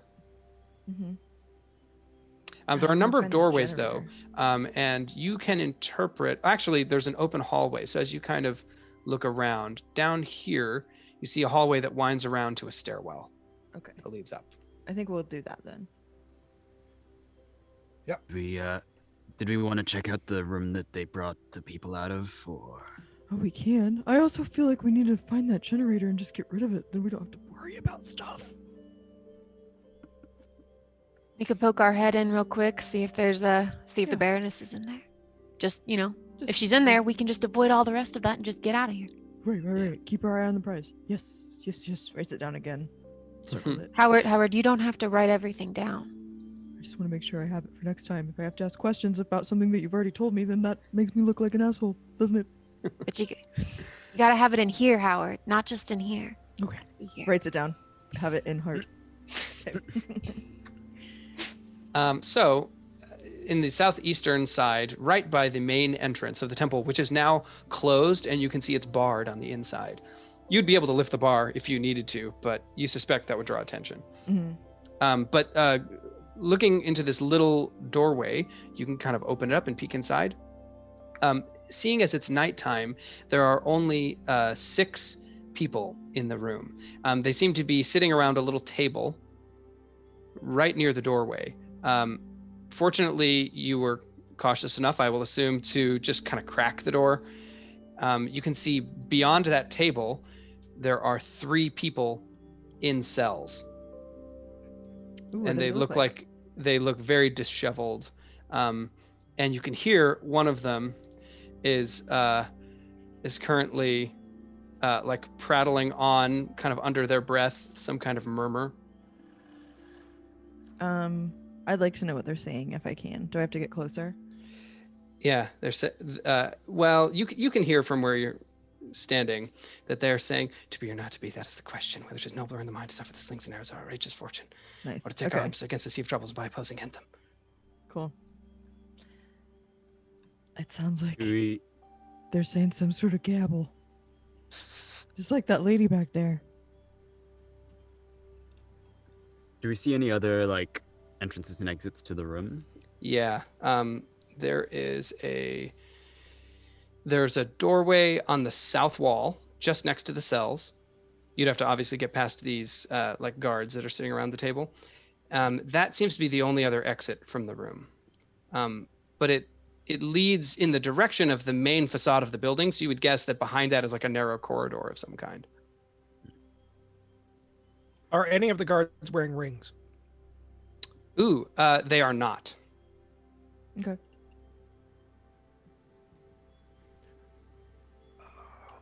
None of the prisoners look like the woman you've come to find, Rissa Aylford.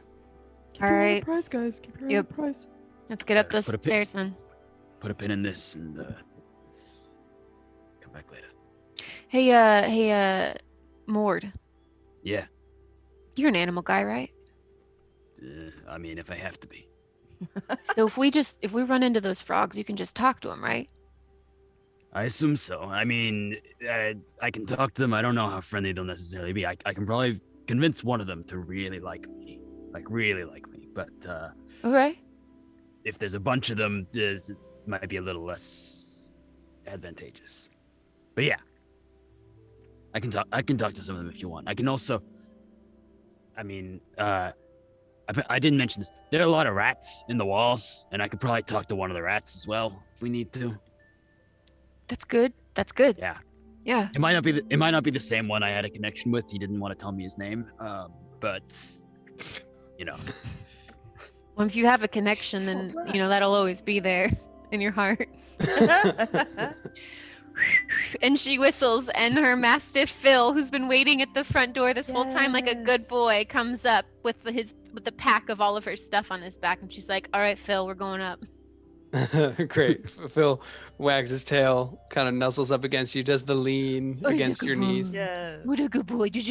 What a good boy. Yes, you. Yes, it is. You should get the squishies. You should squish. All Can I right. have a quick retcon? You can say no. I go and see that none of those people are the woman, and then can I come back out to the main thing and kneel like I'm praying and just do ritual detect magic? Yeah, the room? absolutely. Okay. When you finish your ritual, the rest of the group has a chance to like chat, kind of look around or look nondescript. But when you finish your ritual, you do not detect any magic within a 60-foot radius. Okay. You can kind of keep that going though as you explore. Cool. Awesome. I'll remind when we get into new rooms. All right, I'm ready to go upstairs. Keeping an eye out. After you, Howard. No, that's okay. I'm just kidding. She claps him on the back and he falls forward a little. Yeah. Come on, Phil. And her girly will trudge forward. I think Phil is fucking terrifying. Like, yeah, when he walks by, it's a big dog. He's like Cannot. Fang from Harry Potter. Uh-huh. Like One in big his... drool. Mhm. Yeah, for sure. Nice puppy. So, heading up the stairway, you enter a series of passages that lead you to a great balcony that overlooks the nave of the cathedral. You would expect this to be here.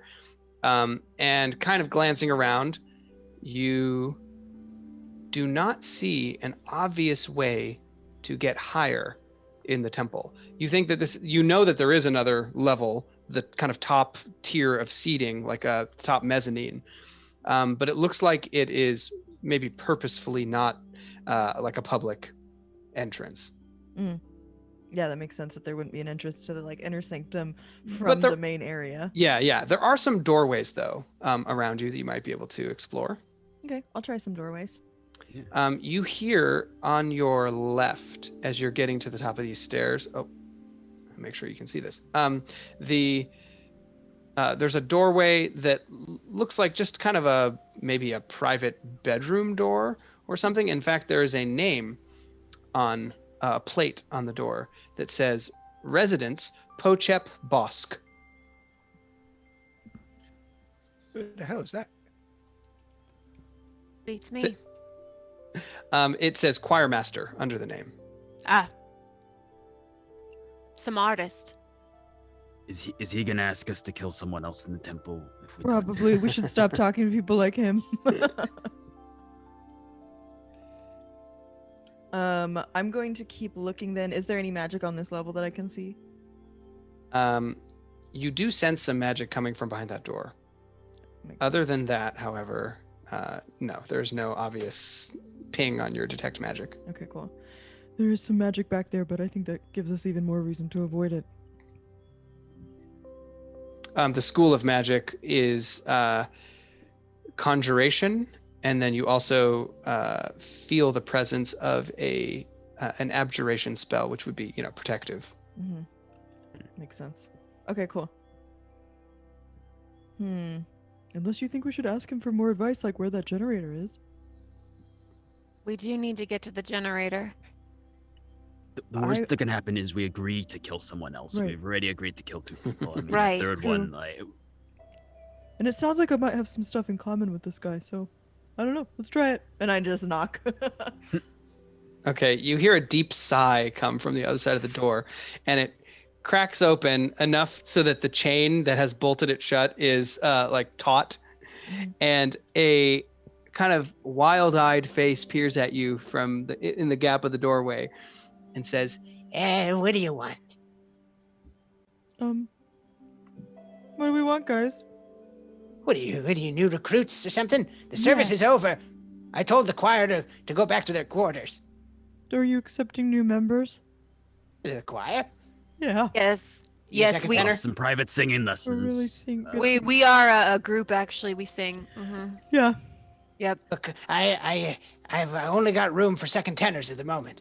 So unless you got a squeal like a little kid, Uh, Yeah, that's me.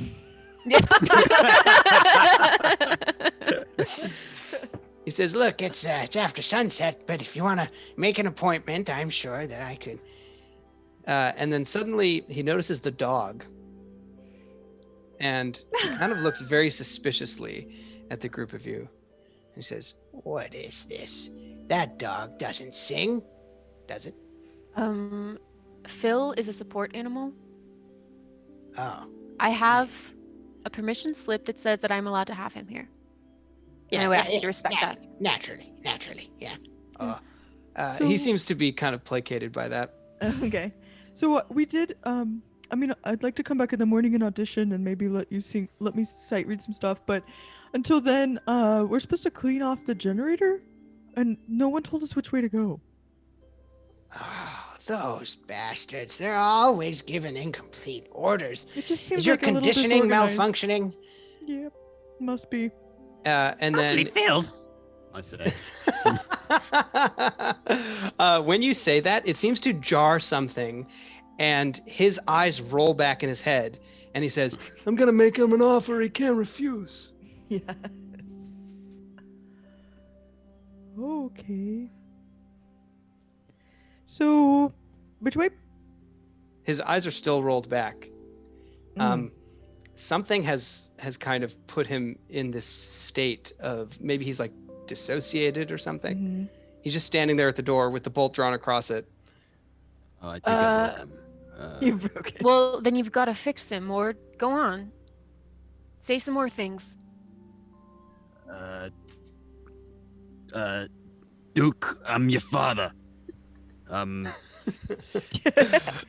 In response, his head kind of lolls from one side to the other, and he says, "I could have been somebody. I could have been a contender." Yep. You still can. You got years ahead of you. Okay. I'll never let go, Jack.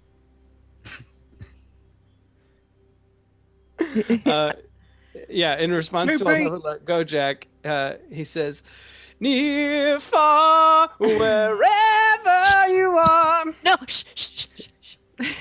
Copyright! No! Yeah, DMCA. So I'm just going to go boop and close the door.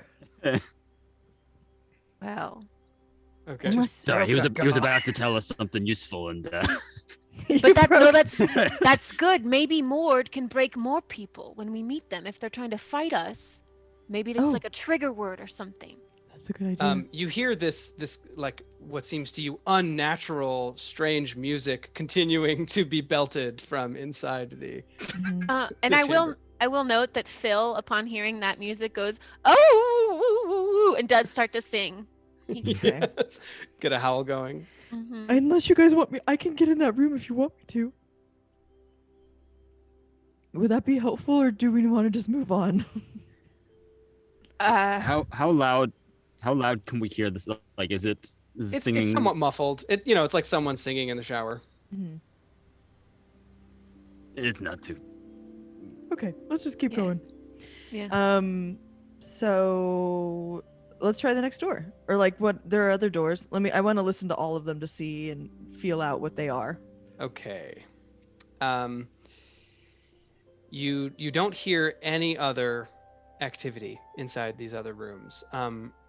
You're quite certain that there's no one in any of them, and you do notice the doors are unlocked, so you can kind of peek in if you'd like. Okay. Yeah, I'd like to peek in just to basically see if there's another stair anywhere, but also anything else of interest. Well, the first thing you see, you open one, and you can see what looks like a porcelain basin, and leaning over it is like a brass U-shaped curve of some kind of pipe, and there is a little black square on it with a blinking red light, and it is not magical. Beside it is what looks like some kind of pot, and it has a porcelain lid over the top, and there is a little silver toggle on the side of what looks like a little tank sitting behind it. I'm seeing a lot of surveillance equipment in that room. It smells like shit.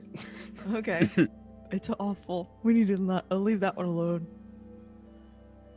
Okay. Okay, so I don't know how this works. Can I ask Phil to like sniff for something? Yeah, sure. Phil, can you sniff for? Can you sniff for guys? What can Phil sniff for? It Other would probably human? have to be something he smelled before if you want to have him like search a scent. Does anybody have anything that belonged to the Baroness? Yes, you would have been provided with a personal effect. Ooh. Something maybe like a some kind of cloth that has her family seal on it, something that someone was given as a token to show that you're from Blackmoor. Great. Pix, you have that, don't you? I do. Here, little dog, smell this. Big dog, I should say. All right, and he does. Would you roll a perception check for him? Me?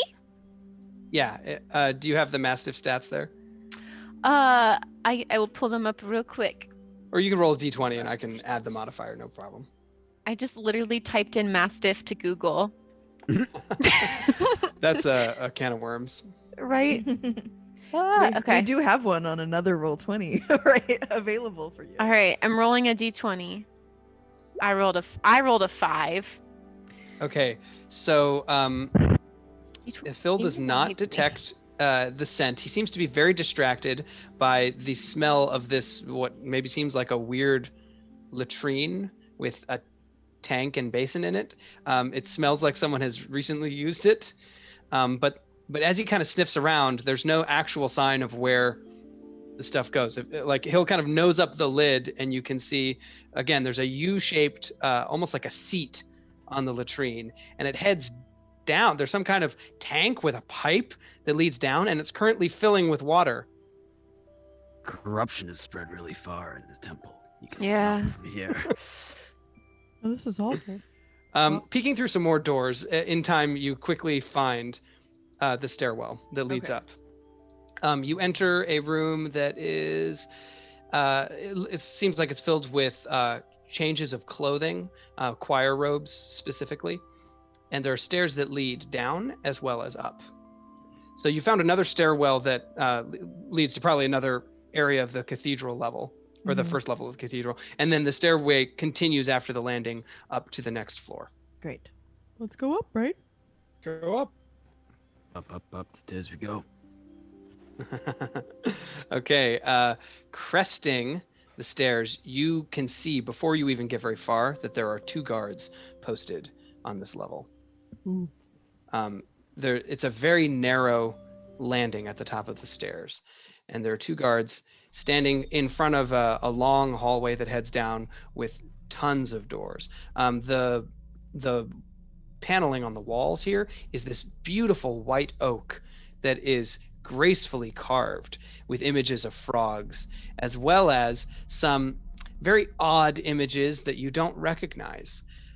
You can see what looks like a figure wearing some kind of armor with a glass, almost like a sphere, around his head.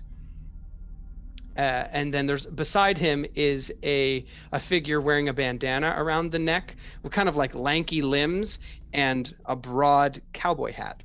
And there's like a little string hanging off his back with a plastic white ring. It's like a fresco that's painted on wood. Got it. Beside them is what looks like a very large lizard, but it has kind of short arms and like weird, its appendages seem to be limited by hinges of some kind. Huh. Okay. Cool. Do we want to take these guys out, or are we gonna try to talk our way through? I don't feel like we're gonna make it. The guards do not look particularly imposing. You think you could take them easily. Okay. The question would be if surveillance would be triggered. Howard, is there magic in here? Is there? That is a good question. You do not sense any magic within the range of your spell. Not so far as I can tell. Then we can't be seen, right? I don't know. I feel weird because there's like hardly any magic in this temple at all. When have you been to a temple with no magic? I don't really go to temples. Look, I'm not a conversation person. Pix, if you want to try to charm these guys, go ahead. If not, I'm happy to take care of them. Same. Are they wearing rings at all? The 2 guards are not, no. On the other side of them, you see a stairway that leads up again. So if you can somehow manage to get past them or through them, so to speak, you could get to that stairwell, or you could get to the long corridor that leads north. Mm-hmm. Well, I'll walk up to him and say, "Luke, I am your father." They look at you and say, another one. Go ahead and make a performance check. You could do deception if you prefer, but it's up to you. Now let's do performance. Okay. Ooh. Okay, with a 20, they are utterly convinced. One of them kind of holds you by the shoulders and says, "Are you okay? Did your conditioning get interrupted?" To be or not to be? Questions?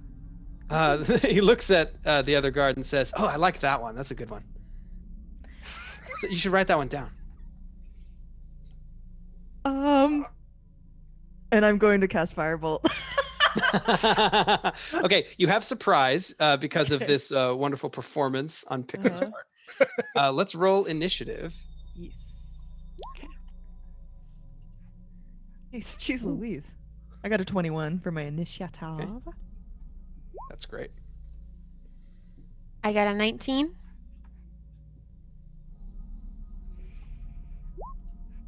I got a 4.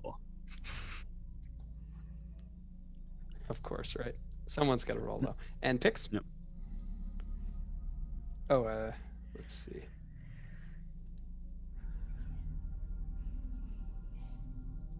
I can't find it. Sorry. Oh no. There we go.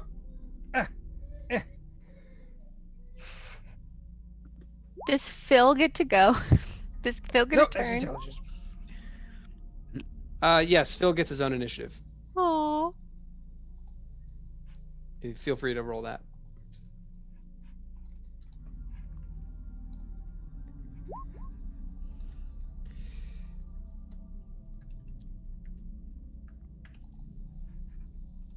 Okay, that's an 11 for Phil. Pix, I'm going to use that. What's your initiative bonus? Where is that? It's usually just your dexterity score. There we go. There we go. Found it. There we go. Whew. Perfect. Ooh, 22. 22. Very nice. Ah. Okay, this is probably going to be short. Yeah. Although the guards did roll an 18. So they will go fourth, but it's pretty good. Okay, so let's start with Pix. What would you like to do? You see that, Do I that get a Howard is surprise? beginning to cast a spell. Okay. Not really trusting Howard, so dodge. Okay, great. You dodge, and Howard, you're able to cast your firebolt. Go ahead and roll.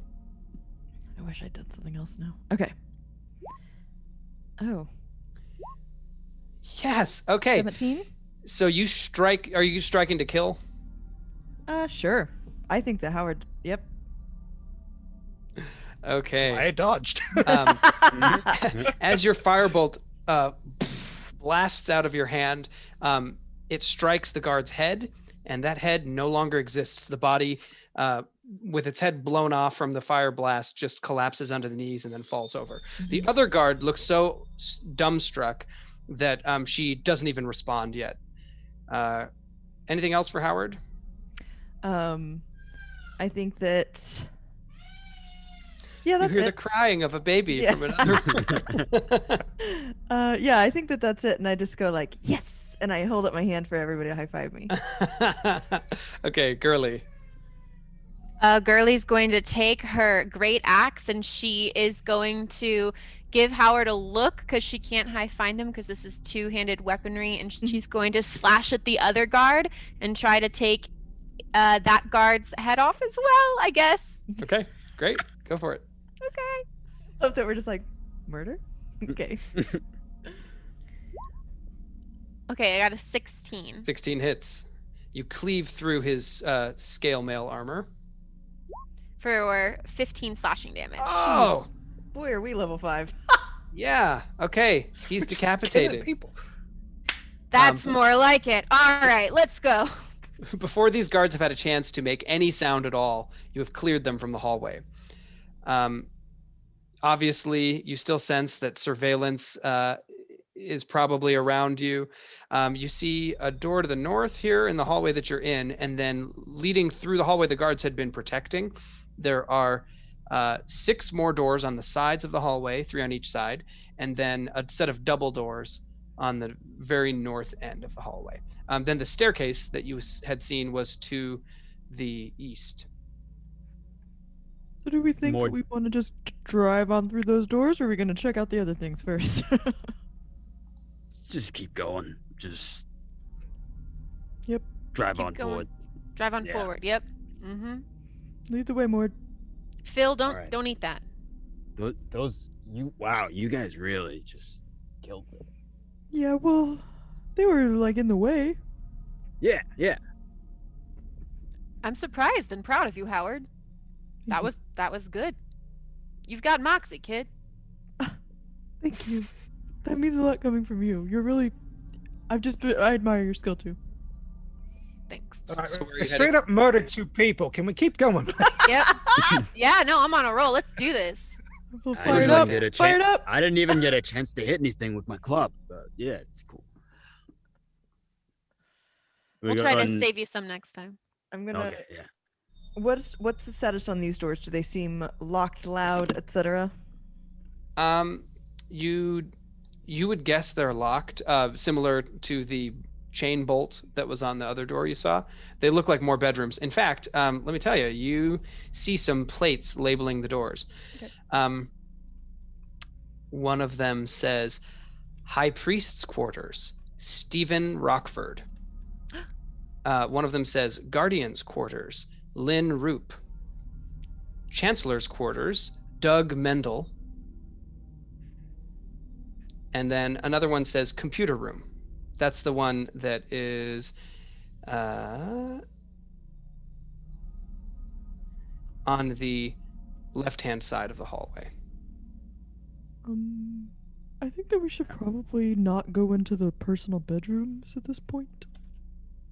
Yeah, I say we try the computer room. Okay. Yeah. Oh, you also see that the final door on the right-hand side of the hallway is labeled. It is labeled Power Plant. Power. It's a greenhouse. They've got some plants in here, I think. Okay. Yeah. Yeah, let's try computer and then look and see if the plants have anything going on. I can talk to plants. Okay. Charm them, so, Great. yeah. Yeah, perfect. Hey, no, you Could we do start that. there? That sounds like an easy go. Yeah. Oh yeah, let's start there. Okay. Sure, yeah. Okay. Wait, aren't you good at opening doors and shit? I feel like you should be opening all of these doors. Picks. Yeah, you're right. Okay, let me try to pick this lock. Well, unless there's a chain, I can't do anything with that. We can just kick it in. Oh, I could very quietly go in if you need me to. If we can open it and see in at all. Also, you think that with your thieves' tools, you probably have some mechanism that could like reach around and unhook. So it'd be All right, still let's still give would this be door a the reach around. save that for the brothel. All right. Or the breeding room. Thank you, Maud. Would this be? Where would this be? It would be a thieves' tools check, probably with dexterity. So make a dexterity check and then add your proficiency bonus for thieves' tools. This is entering the power plant, correct? Mm-hmm. Picturing some Yeah. Mario-like power up. Talking to Picturing some plants Audrey is gonna 2. be easy. Yeah. Okay, Pix, you're able to effortlessly reach around and clink, pop the chain out, and the door now swings open. Nice. As it does, you see a 45-foot diameter room covered with gleaming white panels of some unknown material. The entire ceiling is glowing with intensely bright light. It looks like the panels themselves that are along the ceiling are glowing. There are 2 iron beds on the far side of the room and a wardrobe against the south wall.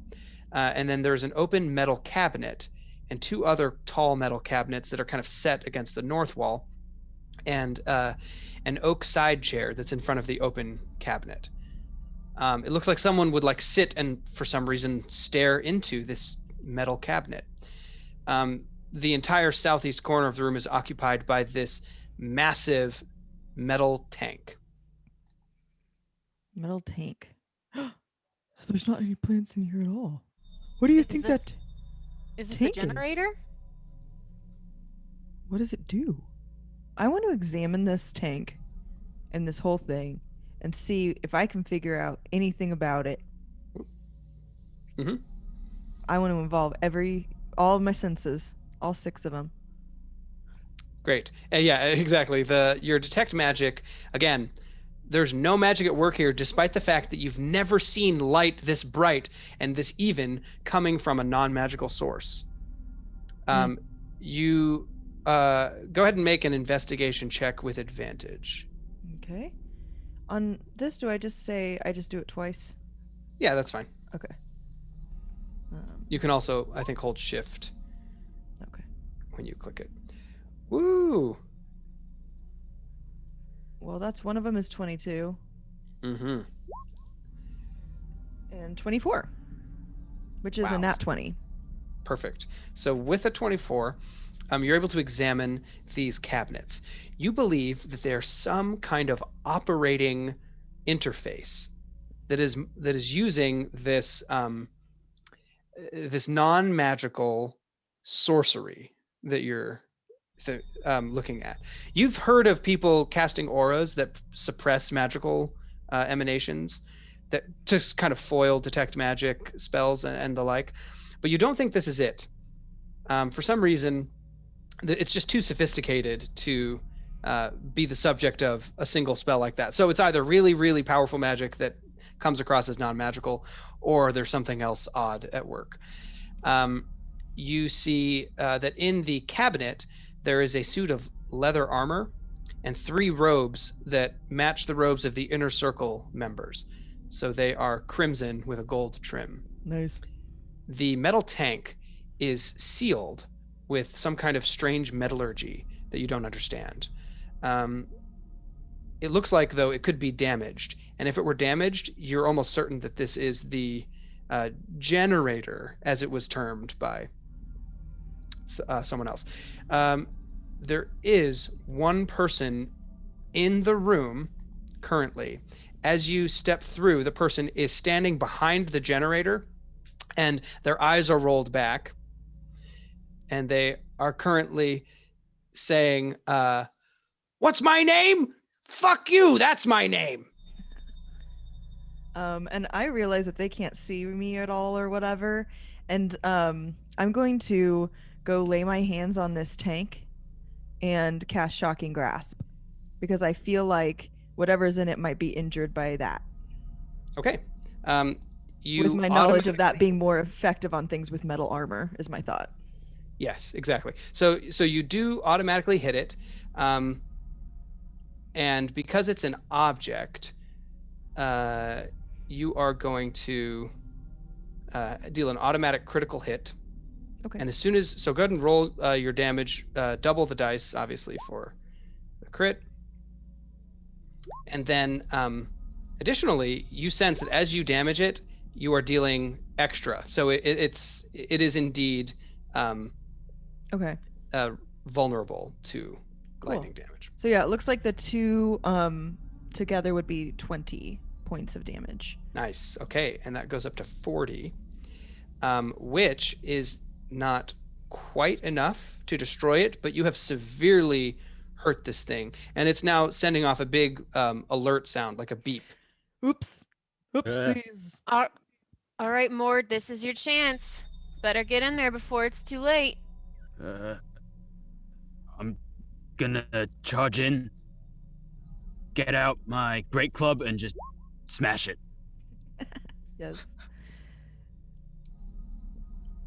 Guys, if you all want to wear those saint robes, I know that one of the people that lives here will recognize me and know that I'm not a saint. So maybe you wanna to use them.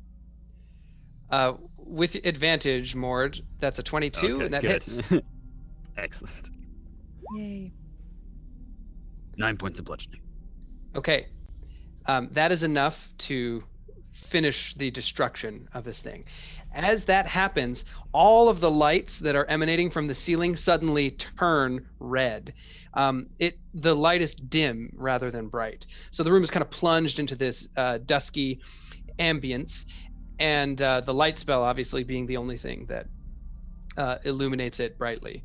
And suddenly, all around, from all the rooms, you hear what seems like a magical voice saying in a kind of pleasant, higher pitched, like a female register voice saying, power down, doors opening, emergency power down, power down, just repeatedly.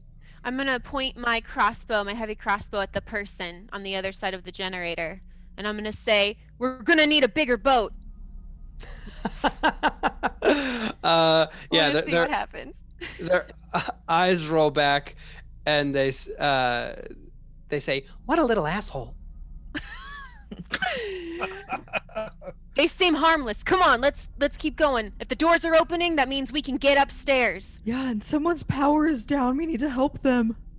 Howard, you're great, but come on. Okay, so stepping back out of the power plant, you again see the hallway is bathed in this dim red light, and stepping out of one of the doors is a figure. He is wearing a suit of what looks like armor, and he as he steps out, he taps a little impression, like a seal maybe, on the side of it, and this glass sphere goes over his face.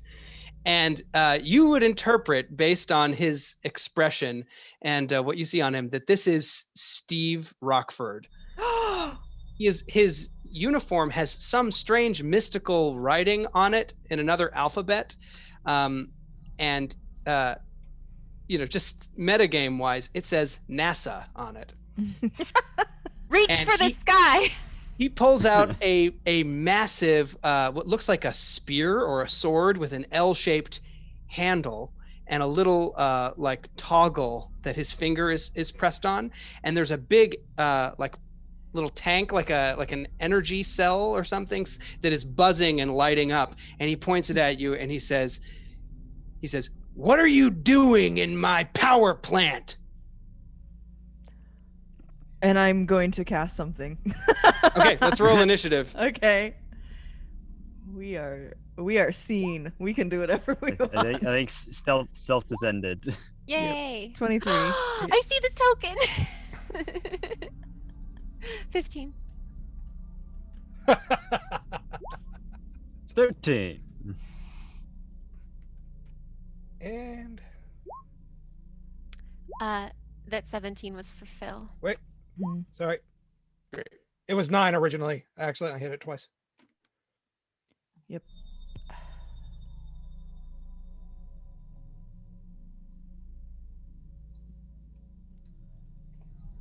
Okay, and Phil was a 17?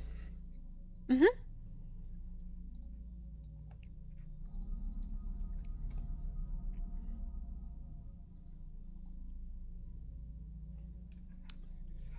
Okay. Get some combat music going here. Yes.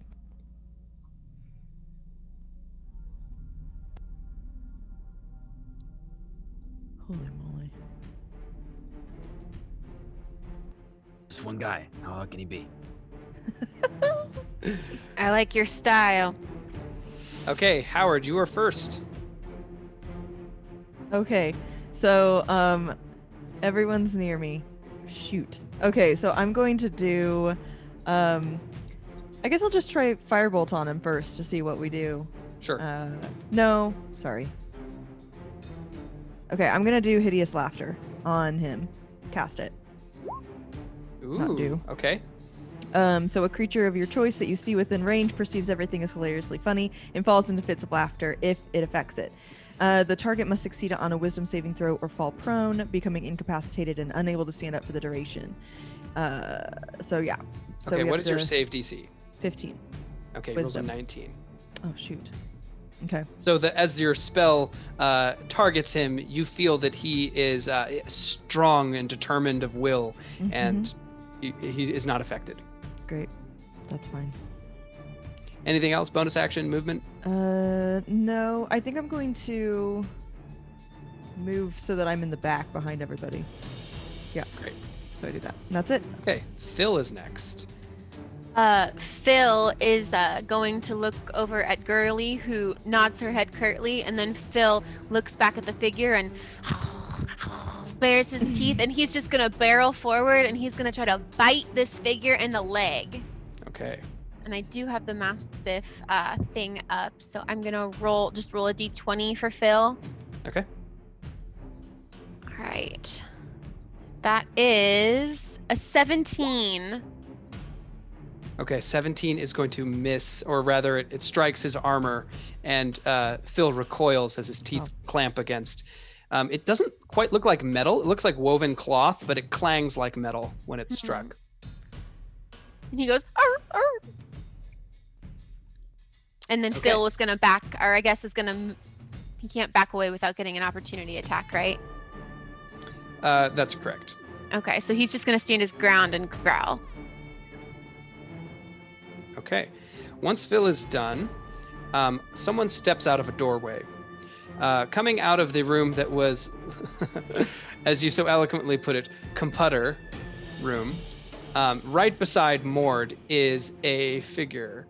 He is kind of tall, wearing similar armor to Steve Rockford, and he is holding a little L-shaped wand of some kind with another energy cell on it, and he points. Now, because he's in such point-blank range, he's going to point directly at Mord, but he has disadvantage because you're so close to him. So you have kind of the opportunity to like hamper him, or at least try to step out of the way. With disadvantage, his blast is only going to be a 13 to hit. Does that hit you, Mord? I believe that does not. 16.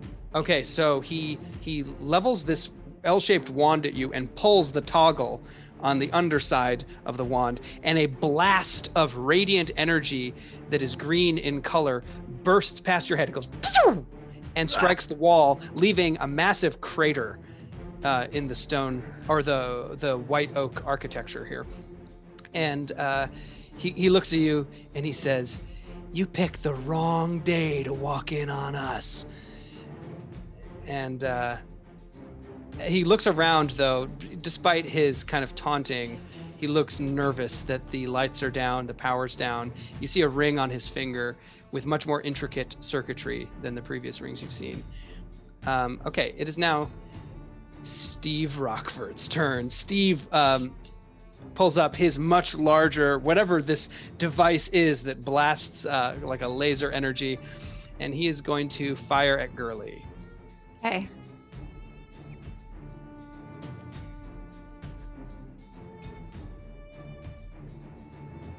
Okay, that is an 18 to hit. Nope.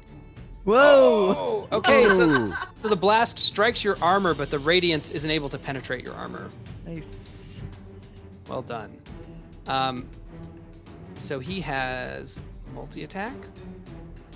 So he's going to make 2 more shots. Okay.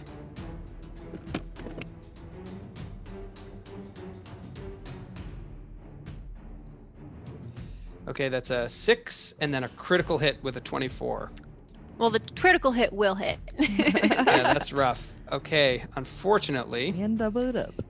this blast catches you right in the face, Ow. and you take 21 radiant damage. Okay. Ooh. That's actually pretty low considering how many dice I just rolled. So you all see Gurley get blasted in the face with this radiance.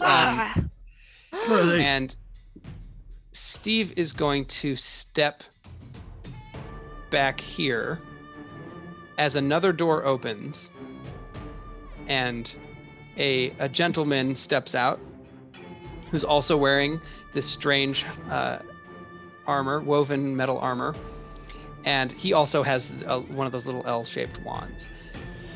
It is now Gurley's turn to recompense him for that blast. Ooh. All right. Gurley is going to, I guess I can take my movement, right? So I can go right up to him.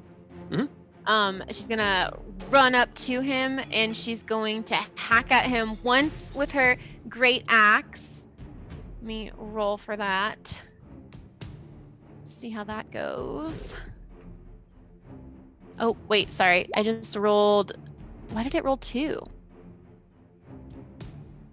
I think one of them didn't show up for me, so I see a 19 to hit with the great axe. Yes. All right. So And you're attacking Steve? I am attacking if the Steve is the one that just blasted me, then Yes. yes.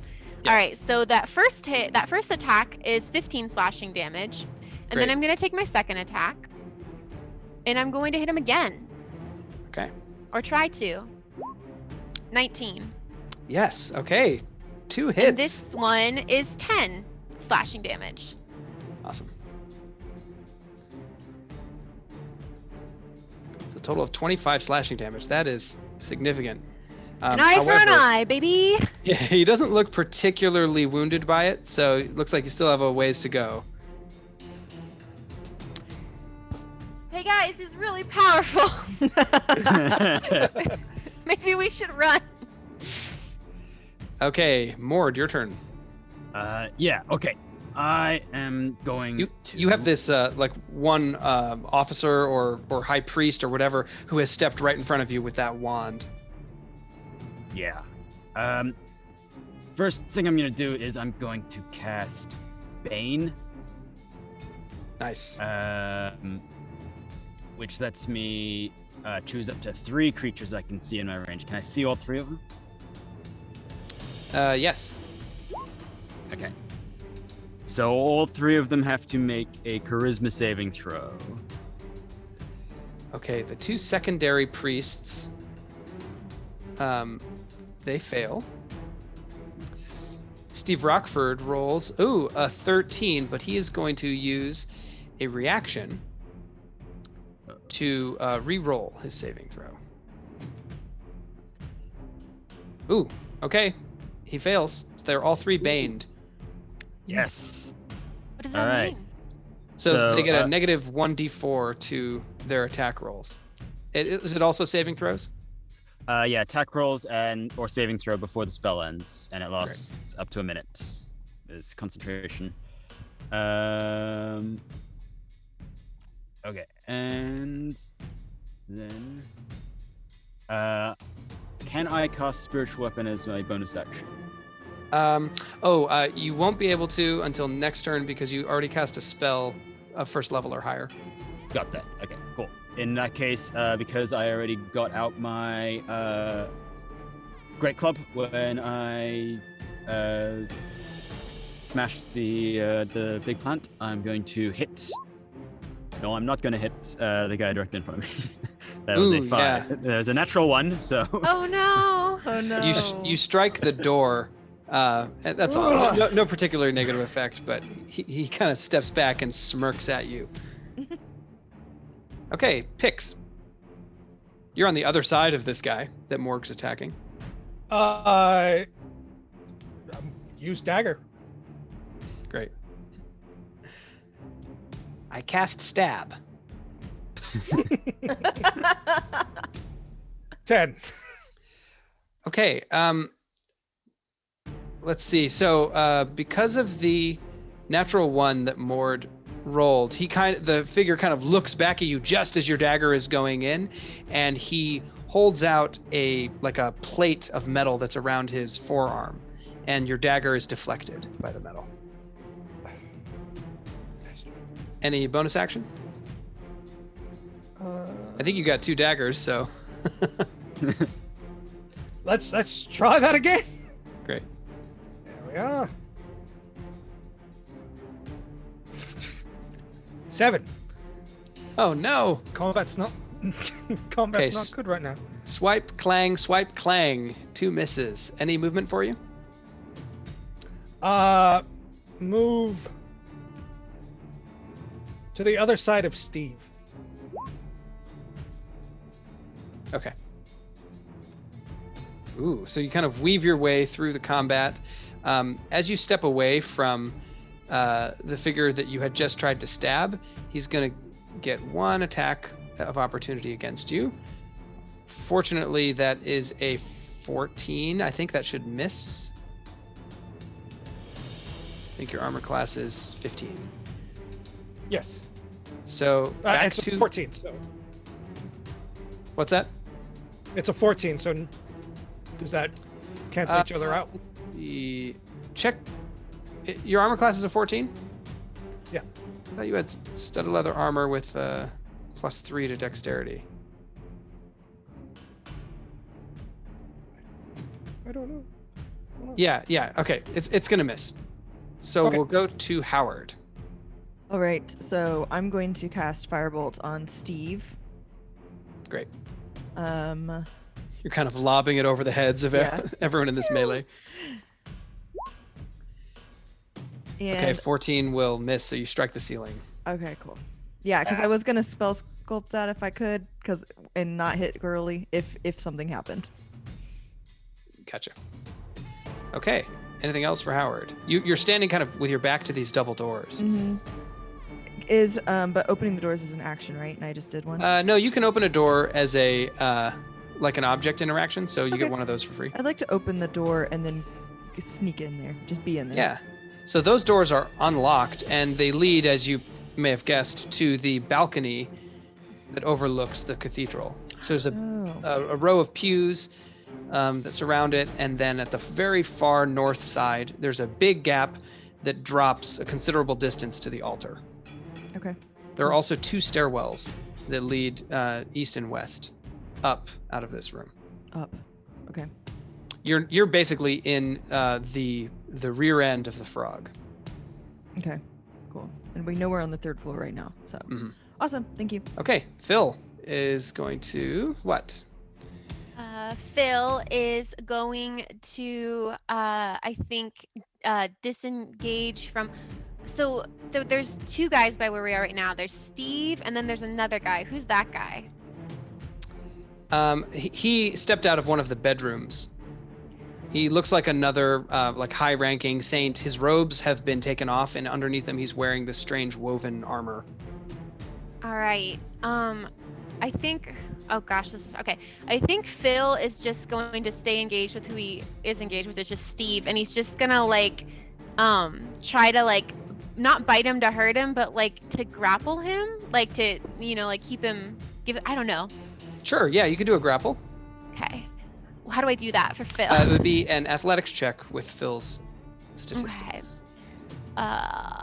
So Phil has a +1 for strength. So I'll Great. roll a d20. And I'm sorry, you said this is against Steve or his ally? It's against Steve, but I rolled a 10, so that's just an 11. Let's see. He's going to oppose it with an athletics check. Yeah, that's a 19. Okay. Okay, he kind of brushes Phil aside, roughly.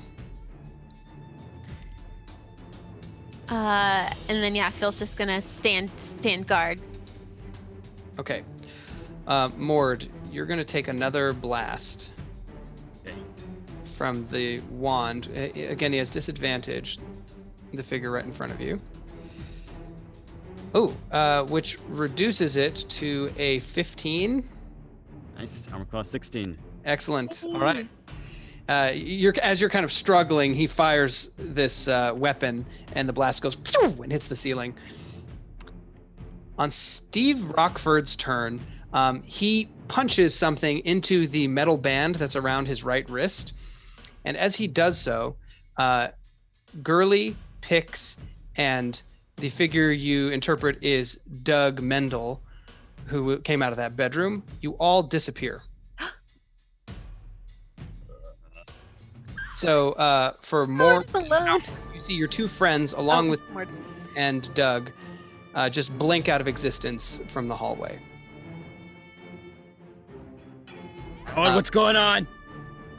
Gurley and Pix, you see yourselves, but you don't see anyone else that was in that area. Right, like your enemy has disappeared from sight.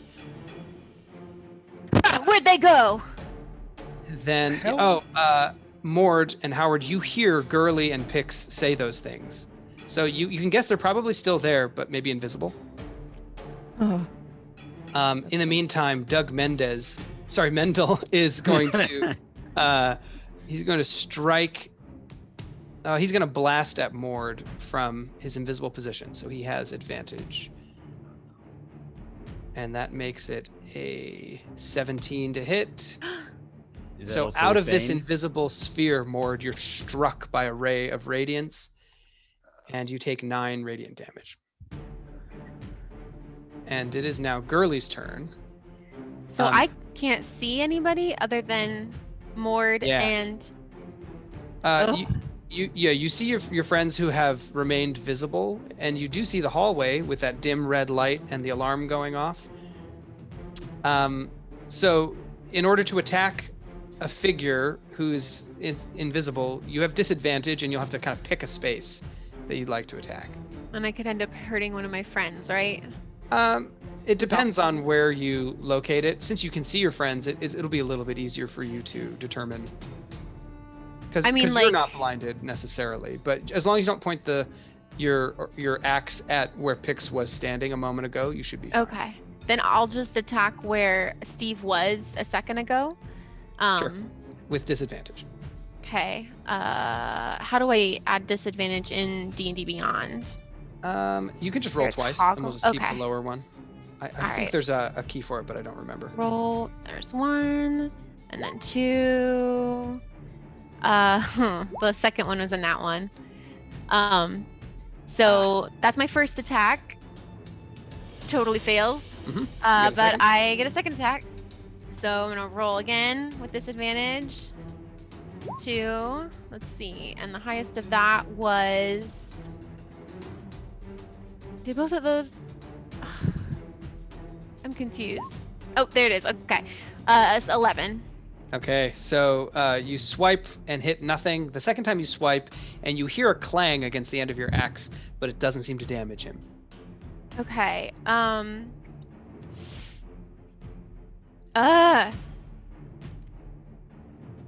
don't know what else to do. So I am just gonna end my turn. Okay. Mord. Okay. Yeah, I'm gonna say to the guy in front of me, bad news, buddy. You're the only one I see, so you're trapped in here with me. And I'm going to bonus action cast spiritual weapon. Excellent. What form does your spiritual weapon take? Yeah. So Mord's Mileki, his goddess patron, is a her symbol is unicorn, so it's like one of those children's where it's like the horse head and then the pole that you can ride on. So it's one a of hobby those. horse or something like that. Yeah, a hobby horse, but like a white unicorn hobby horse. Great. I love that. All right, and it appears in front of the figure you're fighting?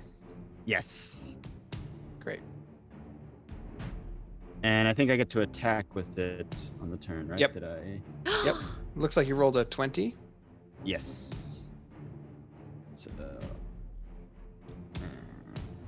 2. All right. 10 damage. The force damage seems to be particularly effective. So 10 damage is pretty good. Anything else for you? I guess you still have your main action. Yeah. Main action. I'm gonna swing at him again with my great club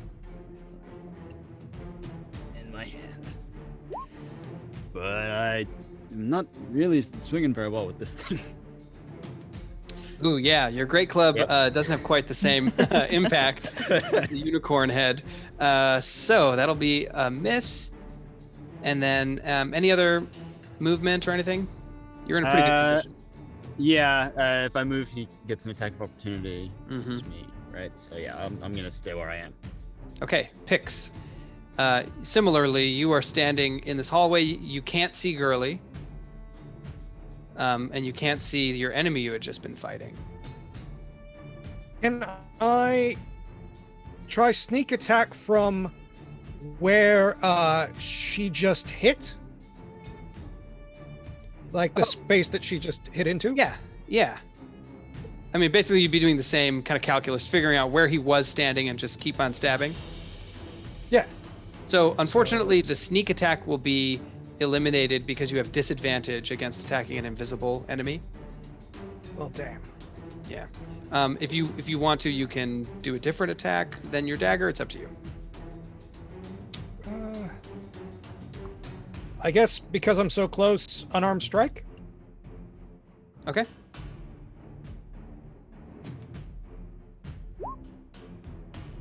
Six. Okay. you strike at him. You feel like you hit his shoulder or something, but it doesn't seem to have much of an impact. Rough go for Pix. Mhm. You do still have your bonus action. You could do like a cunning action, like dash or disengage or hide. You probably don't need to disengage since you're invisible.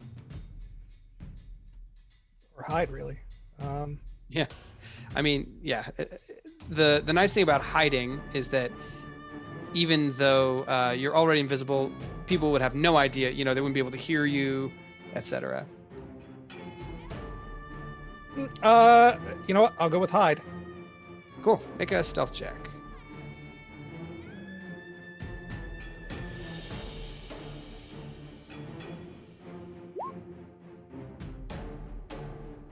Okay.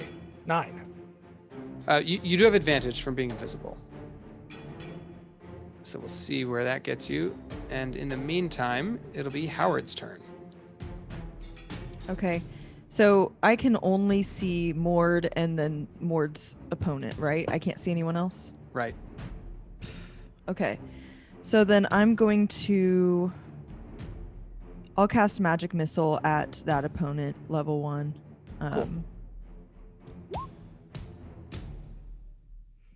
Did it go? Yes. Okay. Yeah, so one more missile. I see Let's a do it total one of 6 so far. You should get 3, so... Ooh, nice. Ooh. So 11. 11 points of damage to that guy. All right, he Force gasps. damage too. Yeah, he gasps as that force damage strikes him and looks pretty hurt. Like maybe one more hit like that would take him down. Okay. And then the stairs that are out here outside this door, are they, how close am I to them? Is it these things? Yeah, it's on either side, right? So about 25 feet. Okay, I'll just stay here, and I am hiding. I'm wanting to be like behind the door, sort of. Perfect. Okay, Phil's turn. Phil is Phil invisible? Yeah, I guess so. Sorry. Phil is going to disengage from Steve and gonna run over to the guy that Mort is fighting. And actually, no, you guys, he was almost dead. Well, as Phil steps in that direction, he suddenly appears to Mord and Howard, and actually to everybody. So Gurley and Pix, you see him like emerge as if from a bubble of invisibility. Oh, okay. So Phil is gonna step out of the bubble of invisibility, look around, and then like wag his tail, like, "Good boy!" Like he did something good. Okay. And and he is going to. I think he's gonna just. He's going to. He's not gonna attack. I think he's just. What is help? Help What would give advantage to a character on an attack. Oh, then he's gonna help Gurley on her next attack by barking to be like, "Hey, there's Excellent. an invisible bubble." Perfect. Okay. The enemy who's attacking Mord is going to. What's he going to do? He's going to use a bonus action to step backwards and disengage, not provoking an opportunity attack. And he is enveloped by the invisible bubble. And then you see a blast come out of the bubble. It has advantage, and it's a critical hit. No. Is that the second against Mord? It's not the second critical. Oh, okay. I guess I crit against someone else. It was Gurley. me. Yeah. Yeah. Okay. Dealing a total of 9. Wow, I rolled 4 ones. Oh wow. Okay. Yeah. It's... 9 radiant damage. We get it. At that point, another blast issues out, which is coming from Steven. You recognize the sound of his much more powerful weapon of whatever type it is. He's going to blast 3 times. Once at Mord, and then with advantage. That goes up to a... with his Bane, it becomes a miss. Goes from 17 to a Yes, Bane. 15. Then the next 2 are going to be regular attacks. One against Gurley, one against Pix. But again, with the Bane and also a low roll, he misses. So you see these blasts going all around the room, not striking anything. Nice. Gurley, would you make your choice of an athletics or acrobatics check? That's probably going to be athletics. Okay. Yeah. 17. Ooh, Sorry, okay. I accidentally rolled twice, but the first one was a 17. Yeah, that's okay. It looks like a 17 plus 7. Plus 7. Fortunately, you feel arms grasping you. You're not sure which direction they're coming from necessarily, but you're able to resist whatever grapple was being initiated. And it's now your turn. All right. Gurley is going to do a couple things. As a free action, I would like to drop a couple pouches onto the ground in the invisible field. And then I would like to disengage and move outside of the invisible field for my action. Great. And then I want to call over my shoulder, Howard, you still got some of those fireballs? Yeah. Send one over this way. And I'm going to just take my full movement after I disengage to back as far away as I can from where they were. Excellent. Yeah, so Gurley appears from the invisible bubble, and it is now Mord's turn. Okay. Mord is. I'm going to. As my bonus action, move the spiritual weapon 20 feet down the hallway and swing at where I last saw, where I think that the guy who I was just fighting was. So not Steve, but Okay. Sounds good. If he can get that far. Yep. Let's see. So stepping up, you're just going to see how far you can advance. No, I want to move my spiritual weapon that far Oh, down. the spiritual weapon. My bad. Okay. Yeah. Great. It being not a creature, it is not invisible. Ooh. Okay, and then go ahead and roll your spiritual weapon attack. And that was against the one you were fighting? Yeah. Perfect. And you did see that the blast, emanated from space, so it's easy to interpret Okay. where that is. So the 18 with advantage does hit. All right.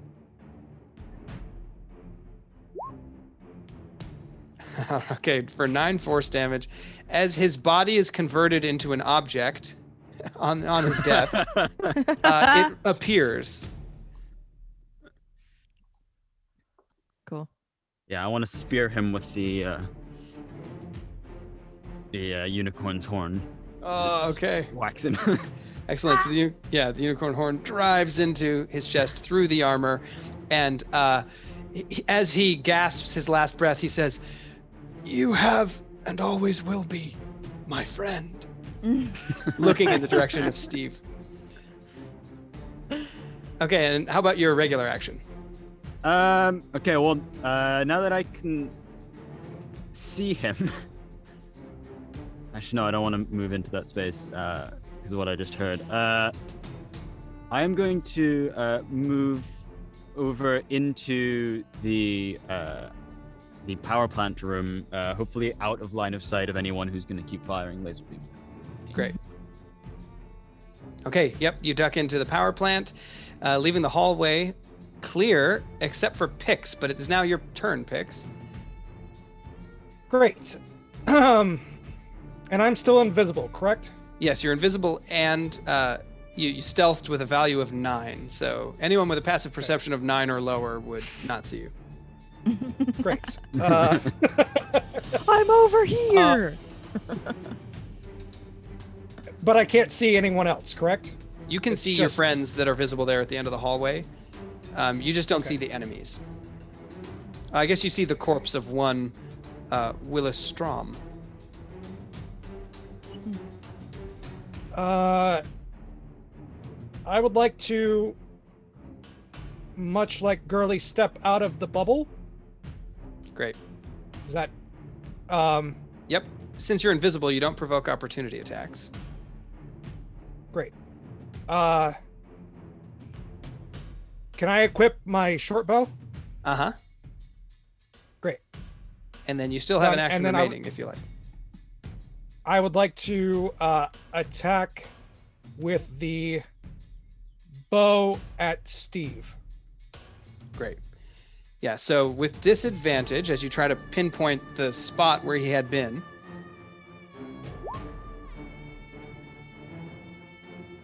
Okay, I see one roll. Do you want to roll one more time and get that disadvantage in? Sure.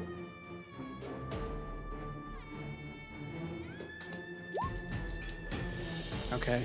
Unfortunately, the 14 does not strike. So your arrow just sails cleanly through the air and doesn't seem to strike any of the invisible people. Awesome. Rough game for Pix. Yeah, poor Pix Little is not bit. getting any. Is it my turn? It is Howard. Okay, so Howard says, "Okay, so like right there, you're gonna love this." Right there. Okay, so I'm gonna cast third level fireball. Woo.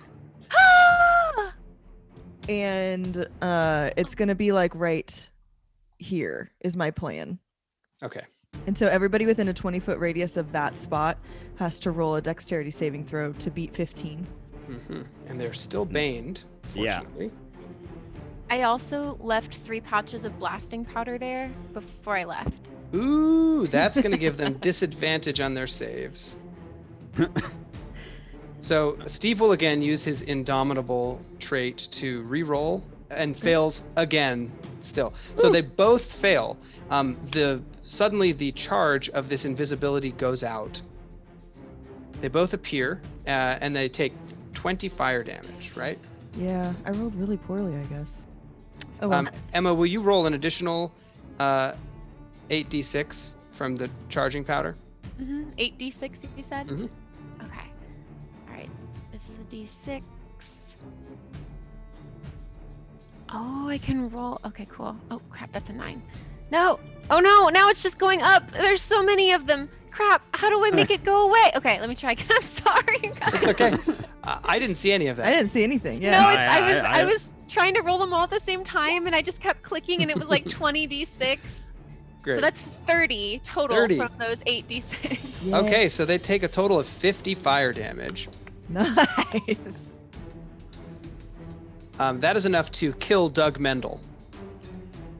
So he's blasted to the floor, and Stephen Rockford is now looking somewhat hurt. I hate this Somewhat guy. hurt? Somewhat hurt? Yeah.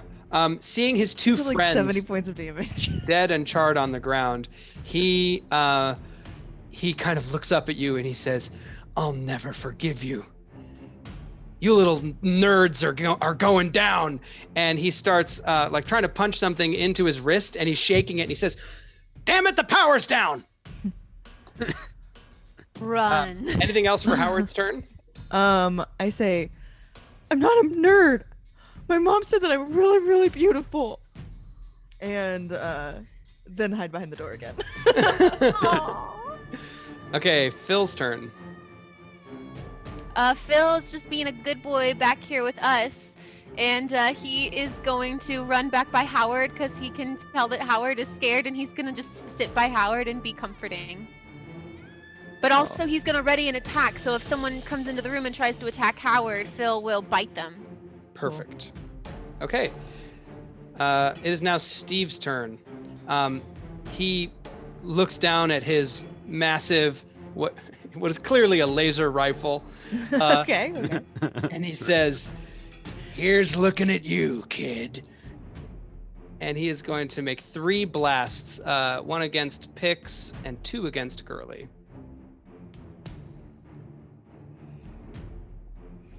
Okay, that's a critical hit against Gurley, and then the Good second one grief. misses.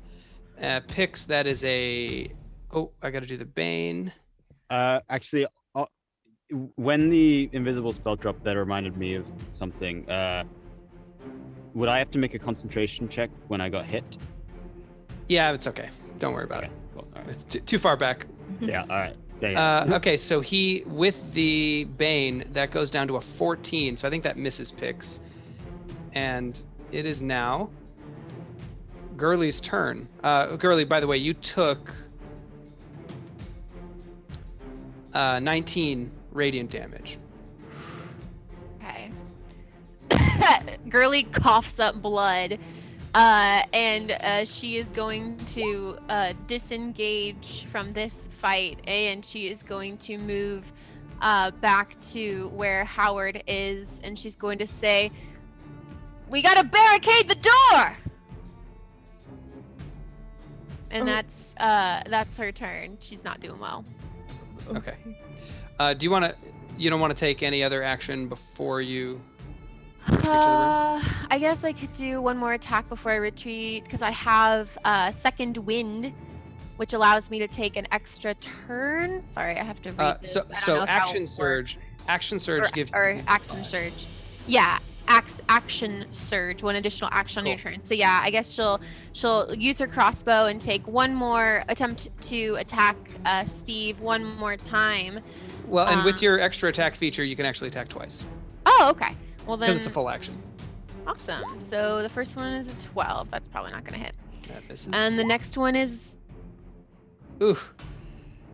Why is it an 11? I rolled a 17 on my D&D Beyond die. Oh, interesting, huh? Yeah, I don't know. The rolls that pop up in Roll20 are the. Well, I rolled a 17 on my second die, but Roll20 sees it as an 11, so I guess that doesn't hit either. Well, let's turn it into a hit. I don't want to squash anyone's joy. So the 17 will hit because it's plus whatever your modifier is, right? Plus 5 or 6. Plus 4, yeah. So it's just 1d10. It's 1, Great. so I'll just roll a d10.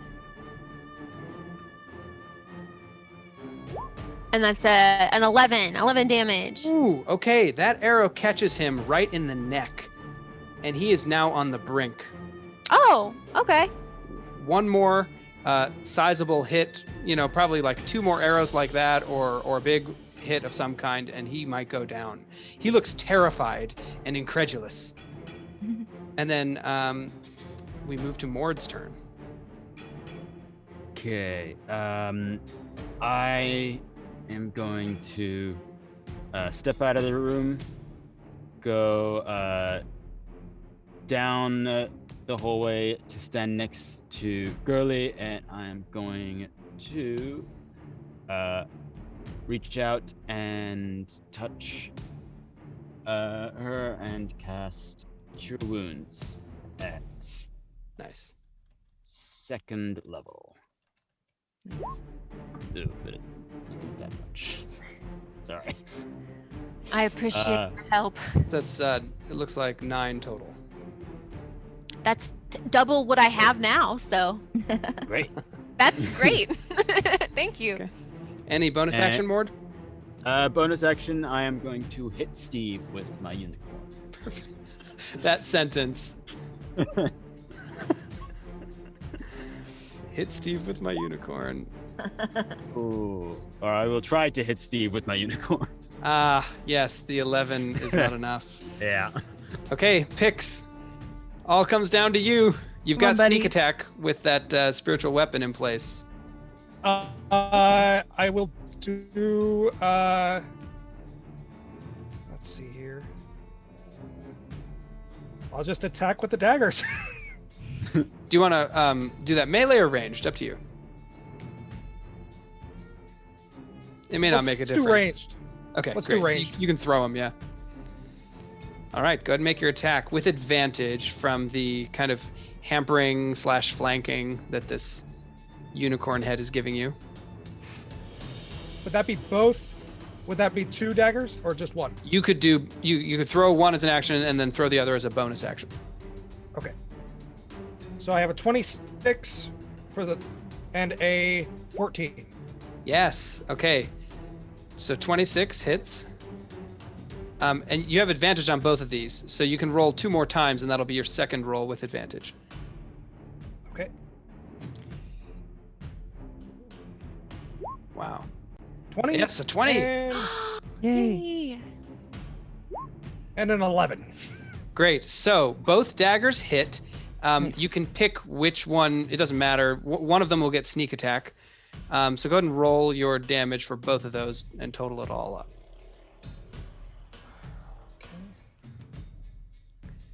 Sneak attack at your level, I think, is 3d6.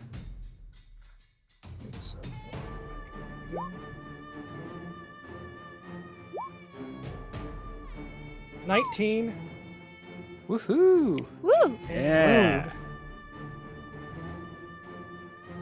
Go. Where's it going? That sneak attack damage. There's a little bit of lag on the damage, yeah. Oh, wrong one. Okay, Not going. so I see a total of 5 plus the 19, so 24. How do you want to do this? Yeah. Yes.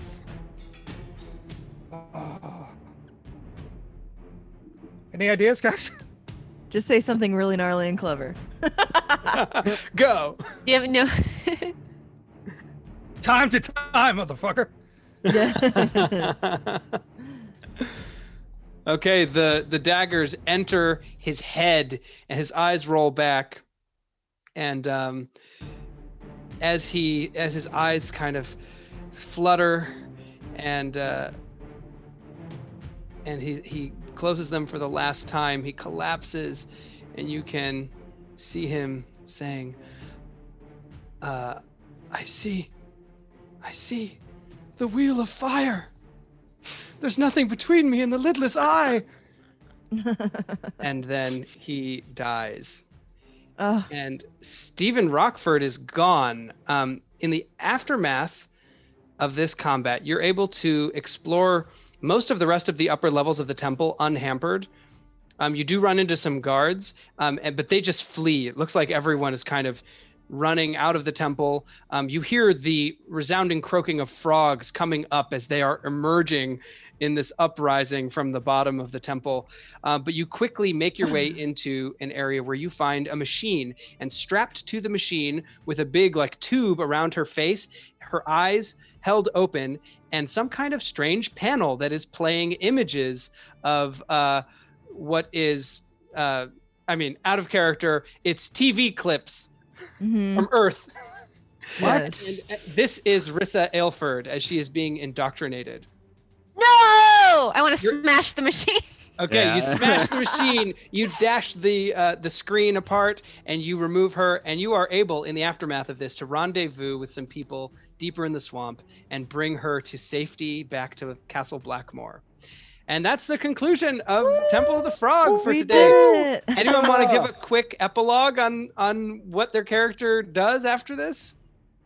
I definitely go back to school and am treated like a total badass. It's like when I don't know if you went to school with anybody that was like, there was an Even Stevens episode where one of the kids was in a commercial, and so he was famous. So Yeah. I'm definitely that person. I was in a commercial and am very famous, and it's Excellent. oh yeah, basically all that happened was we just kicked a lot of ass, and I give details of it sometimes, very Ron Weasley of I've never had this kind of moment before. So Aw. now I'm the greatest, smartest one, and I have this really cool life experience. Beautiful. Anyone else? Pix kicks himself to his dying day for not saying, "Say hello to my little friends." Yep.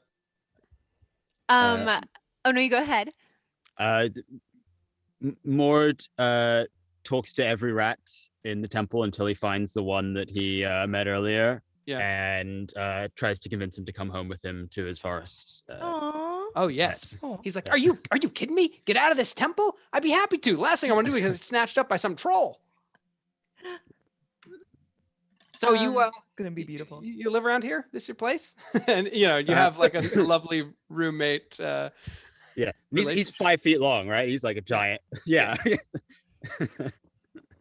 That's awesome. Okay. And then how about Girly?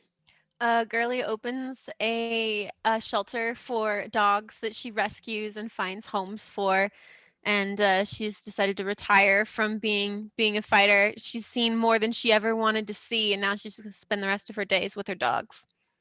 Aw. Oh, beautiful. Well, the rumors of your success build and your legend continues. Perhaps we'll see more of some of these characters in the future on Old School Roundup. Thanks so much, everyone, for joining us. Yeah. We're gonna probably Yay. do some more of these. I think next week we're gonna be running the Lost Caverns of Sojkanth, the unpronounceable dungeon name. That is one of the slightly later on published adventures from OD&D. So that'll be fun. Cool. We'll announce a little bit more about that going forward, but it'll be the same time slot. Do we have any other announcements? Is there a raid that we're going to do on the Twitch channel? Okay. Yes. There is one. So keep your eyes peeled Beginning. for the raid in the chat, and meanwhile you can hop in. Feel free to follow those folks. Thank you everyone for watching, and thanks to all of you great players. That was a blast. The Temple of the Frog, Literally.